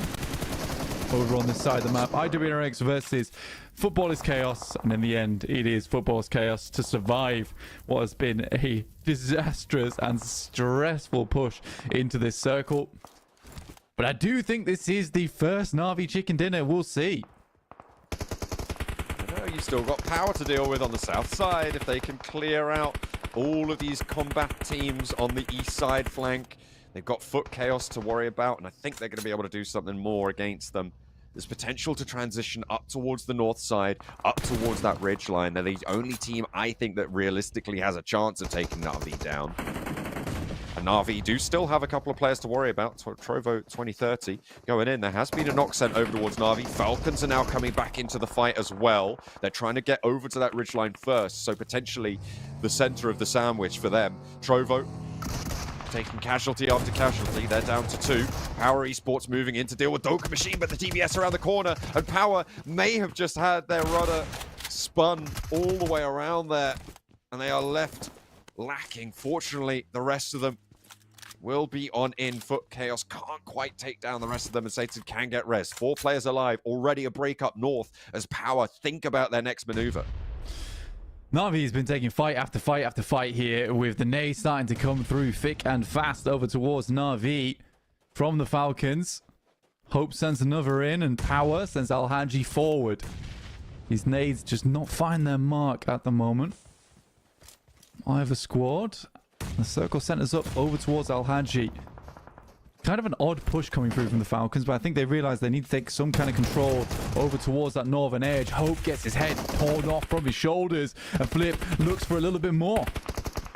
Park taken down on the back lines. Just one player now for Falcons to hold, but one knock has been sent back over towards Na'Vi as Al-Haji finds default on the back lines, the workhorse of this Na'Vi roster that has been doing the heavy lifting over the course of these games. Spray down, Ragnar falls, but now more damage as Power regroup onto this ridge line. All of a sudden, they have the center of the circle. A lot of nades already expended by Na'Vi. Flip still has one. He splits the difference at a field goal for Power, not tagging the damage with the nade that they need. A knock onto Na'Vi slows them down. The blue zone puts pressure on, and Power are taking this game into control. 2 nades left for Flip. One out over towards Fidan, goes long, and a spray around the side might be all it needs, but he turns his attention at just the wrong time, and Fidan falls first. Now, Na'Vi up to 4 again, looking for heals, looking for more Power. The flush comes in, and Power on 3. And they can push forward off the back of this. It's a bit of an aggressive push. I mean, off the back of a couple of decent nades, actually chunking Power. That push came through a little bit too quickly, where they didn't have the backup to support this. Great smoke wall immediately popped out by Na'Vi under pressure. And now shots going through. This gives them an opportunity to get in. The question is whether they can weather the fact that the blue at their back is going to be ushering them closer and closer to Power. Only one Molotov available for Al-Haji, and I think that realistically, the guys from Power are lacking on utility, whereas Na'Vi have a ton of death crates on their side to loot up from and start tossing nades over towards the guys on Power who have no hard cover to work with. So these nades are going to be massive. Axa starts charging one of his own. Oh, this is big. They're right on top of each other as well. The nade Kirk is just too long. It goes too far there and will not find the damage. The backline for Satan. He's in danger from Lemon, remember, on that off angle. Needs to hold his nerve. Default goes down first. Lemon as well. 2 go down for Na'Vi. Flip trying to move on out, but now it's just the last player on the backlines. 2 versus 1. Can Satan hold it against this encroaching player? Flip has been brutal so far today, and he will continue that to move on up and into the firing line. He's got confidence, but Satan's in there. A jump out wide, and it's Axa to seal the deal. Na'Vi, in the final moments of the day, find a chicken dinner at last. They will not be denied any longer. And there it is. Na'Vi cap off their day with their crowning glory. taking down Fireflux earlier on, eliminating everybody in the lobby, and again, a huge elimination game for them, and this time they cap it with the 10 placement points. I mean, this has been a crazy couple of days for Na'Vi. It's been just strength to strength to strength. Lemon and Flip, both players that I have not heard too much about in the past, yet are here now, giving it to some of the best players we have in PMSL, EMEA, and making it look easy. That is the surprising thing about all of this, is just how simple this has looked from Na'Vi. It's felt like you've put you've got the fish tank and you've just placed the great white shark inside of it with all these other small fry, because Na'Vi just looks far too strong to be playing inside this lobby. It's just silly. But this is PMSL EMEA. This is the height of the EMEA action, and it has been spectacular from Na'Vi today, and that's what I was saying, right? Despite brute force at the first half of today having a higher average points, it was the sample size that really came back, and now obviously after the game, brute force haven't had a commensurate second half of their day. They have not been able to keep up that pace, but Na'Vi have actually sped up, right? They have increased their averages over these last few games, and it is really excellent to see. I'm very, very happy with what Na'Vi are able to do. They look like a team on track for a top spot. I don't see anyone else that's really at that level just yet. Maybe we're waiting for some rotations to coalesce into something stronger, but for now, it's Na'Vi all the way, baby. Yeah, 27 points at the top. There was 17 eliminations on that game. I mean, it was 2 crashes into a third coming through from Power to try and third party them on that fight. A dual-sided engagement between both Team Spirit and Fireflux. It has been wild. It's been completely... In fact, I think it was 3, because you had Fireflux rock up, then Trovo 2030, then you had Falcons, and then Power shortly afterwards. So it was a ridiculous amount of teams that all tried to take down Na'Vi, and they just would not hit the deck. They wouldn't go down. They looked immortal in those final moments. Yeah, I thought Power had a better situation, but I think you pointed out something crucial, was the fact that Power didn't seem to have any utility. If they have 4 more nades in that scenario, right, that is a very different matchup, because they just launched those through the smoke. Na'Vi maybe eat another knock, maybe even 2. That off angle, they dealt with Lemon. They don't have as much pressure on that front angle. Yeah, and Power take that one away from them, but that utility lack just really struck them down. But either way, Power still had a decent result in that match. Yeah, the utility just hurt them. And it's funny, because if Falcons don't crash on them the way they do up towards that north side outside of the circle, maybe you don't get a similar game there where you can't loot all those death crates and grab all the nades possible to actually hit a really strong hold over towards Power. Fun stuff though, and again, it's nice to see, because it feels rewarding for Na'Vi, who were able to hunker down and set up the fortress. Essentially 3k damage on the match. Wowzers. That is a big wowzers, actually. That's really quite spectacular. You love to see it. 17 eliminations. IWNRX as well, they had a bit of a scrap on that south side. Remember the crash from Guild that came on through? They were able to win that out by the skin of their teeth. Then they took down Vibes as well on that south edge. So 2 separate full team fights was what got them a lot of that damage. And I think that they held that compound fairly well. They crashed into it fairly well. I think I can't really fault IWNRX for their position and what they were able to achieve that match. But yeah, it will be the Chicken Did It heading over towards Na'Vi with a wonderful game there. 1,400 healing as well. That is a large number, for the fact that they had to take so many fights, and they just maintained a happy attitude all today. And I'm hoping that momentum can only carry through onto their future games. And I'm really pleased to see Axa finding himself some good games as well. This guy's the Dimple Demon in the game and out of game. Yeah, the best smile in PUBG Mobile Esports. We love to see it every single time. Unless he's wearing the shades, then he's a very serious actor. That's when he's in sports mode, That's when he's going fast. Sports and they have mode been keeping up the pace very, very effectively so far today, and over the course of yesterday as well. To have 2 good days on the trot is a brilliant thing, and it's an excellent sign for their potential standings when it comes to it.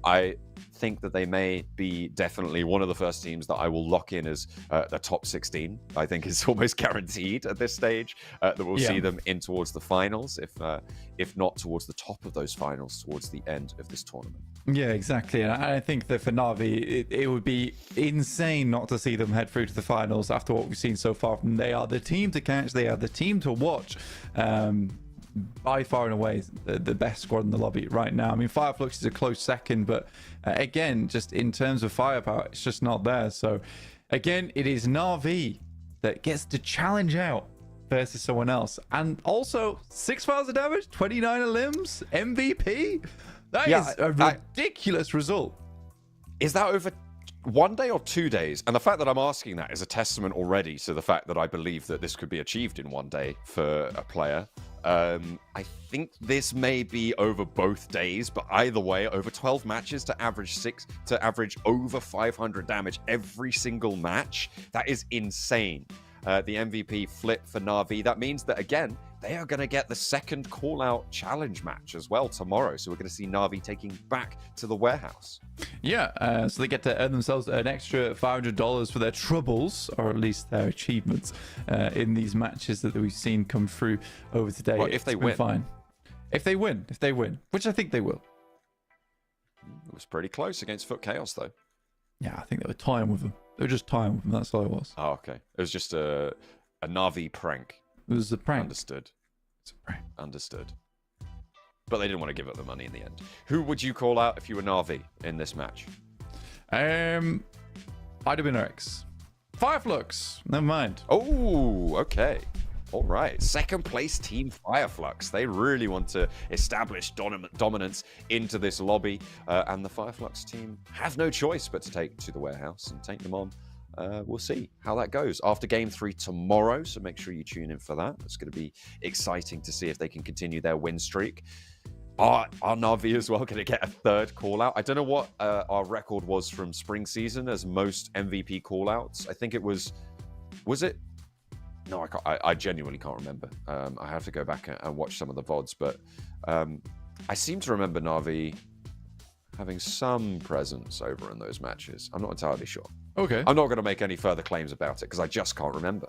So we're going to move back over to the tournament games. And I think that the lead that Na'Vi have established there, I think they beat Fireflux's scoreline by a hell of a lot of points. And so, again, they're going to put maybe up to a 30-point difference for them in first place after 2 days' matches.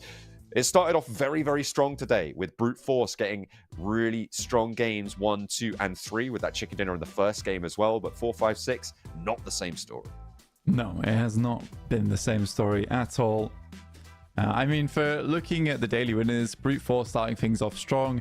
That was a Sandhawk that they should have won, and they've won before, and I said it during that game as well, so it made sense for them to pick up that game. But since then, these other results have mattered, but not as much as the fact that Na'Vi has been making it up to a top 4, top 5 consistently every game. I think the big one to watch out for there is Twisted Minds picking up that win over on Miramar, looking a lot stronger and a lot better in that match as opposed to yesterday. They have improved, I think it's safe to say, and we're looking to see that improvement continue as we move forwards into the 2 days games that they have left. We've got 3 days of show left, so don't be worried if you got worried by that one. 152 points on 12 matches is absolutely insane. 120 points would be a 10-point average, and that's normally good enough for first place. Fireflux have reached that metric, but Na'Vi have put 32 extra points on top of that. That is over a 12-point average, pushing up to a 13-point average, which would be 156. But they are so close to that, and that is such an insane metric to be able to reach over 12 matches as well. 104 elimination points. They would be in second place if you took away all of their placements. That is absolutely crazy stuff to see. It is insane. I mean, overall, I've been very pleased with what I've seen so far from a lot of the teams that have come out today, but mostly Na'Vi. Na'Vi have been so fantastically good. I think it's also sort of a testament to Fireflux as well that they've been able to operate at such a high level despite having such a terrifying team roaming inside both of today's lobbies, both of yesterday and today's lobbies. It's been interesting. It's certainly been interesting. Yeah, it certainly has. bottom or top of the second page there. Brute Force being squeezed out of that front page towards the end of today. It is unfortunate, but that's how the cookie crumbles. Bottom 4, Vibes, Guild, Black, Esports, and S2G. 12 matches played for Guild. I shouldn't laugh. It's not that funny. Guild down in 19th place. It is pretty funny, isn't it? Me. 16 points. I know. You're right. It's very mean. You are a cruel man.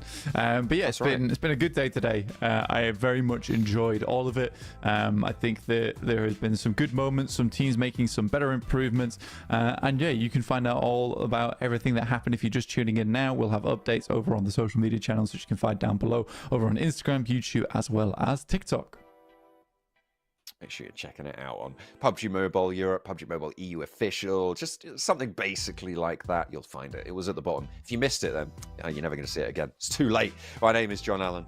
With me has been Blank. You can find our social media channels towards the bottom as well. You might want to go over there, stay up to date with all the goings on.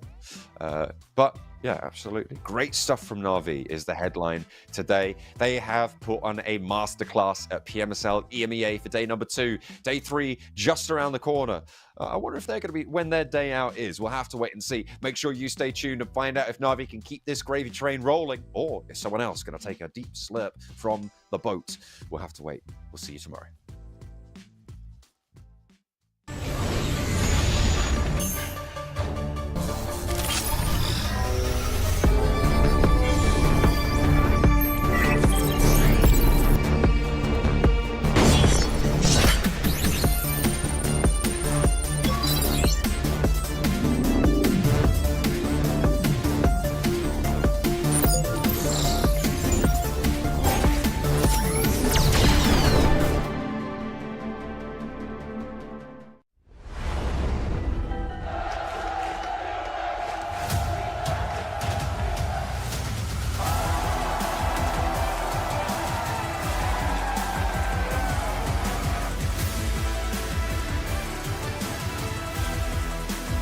Here, but Ratto Boy goes down. The need goes back to 90 points. 1 minute shot.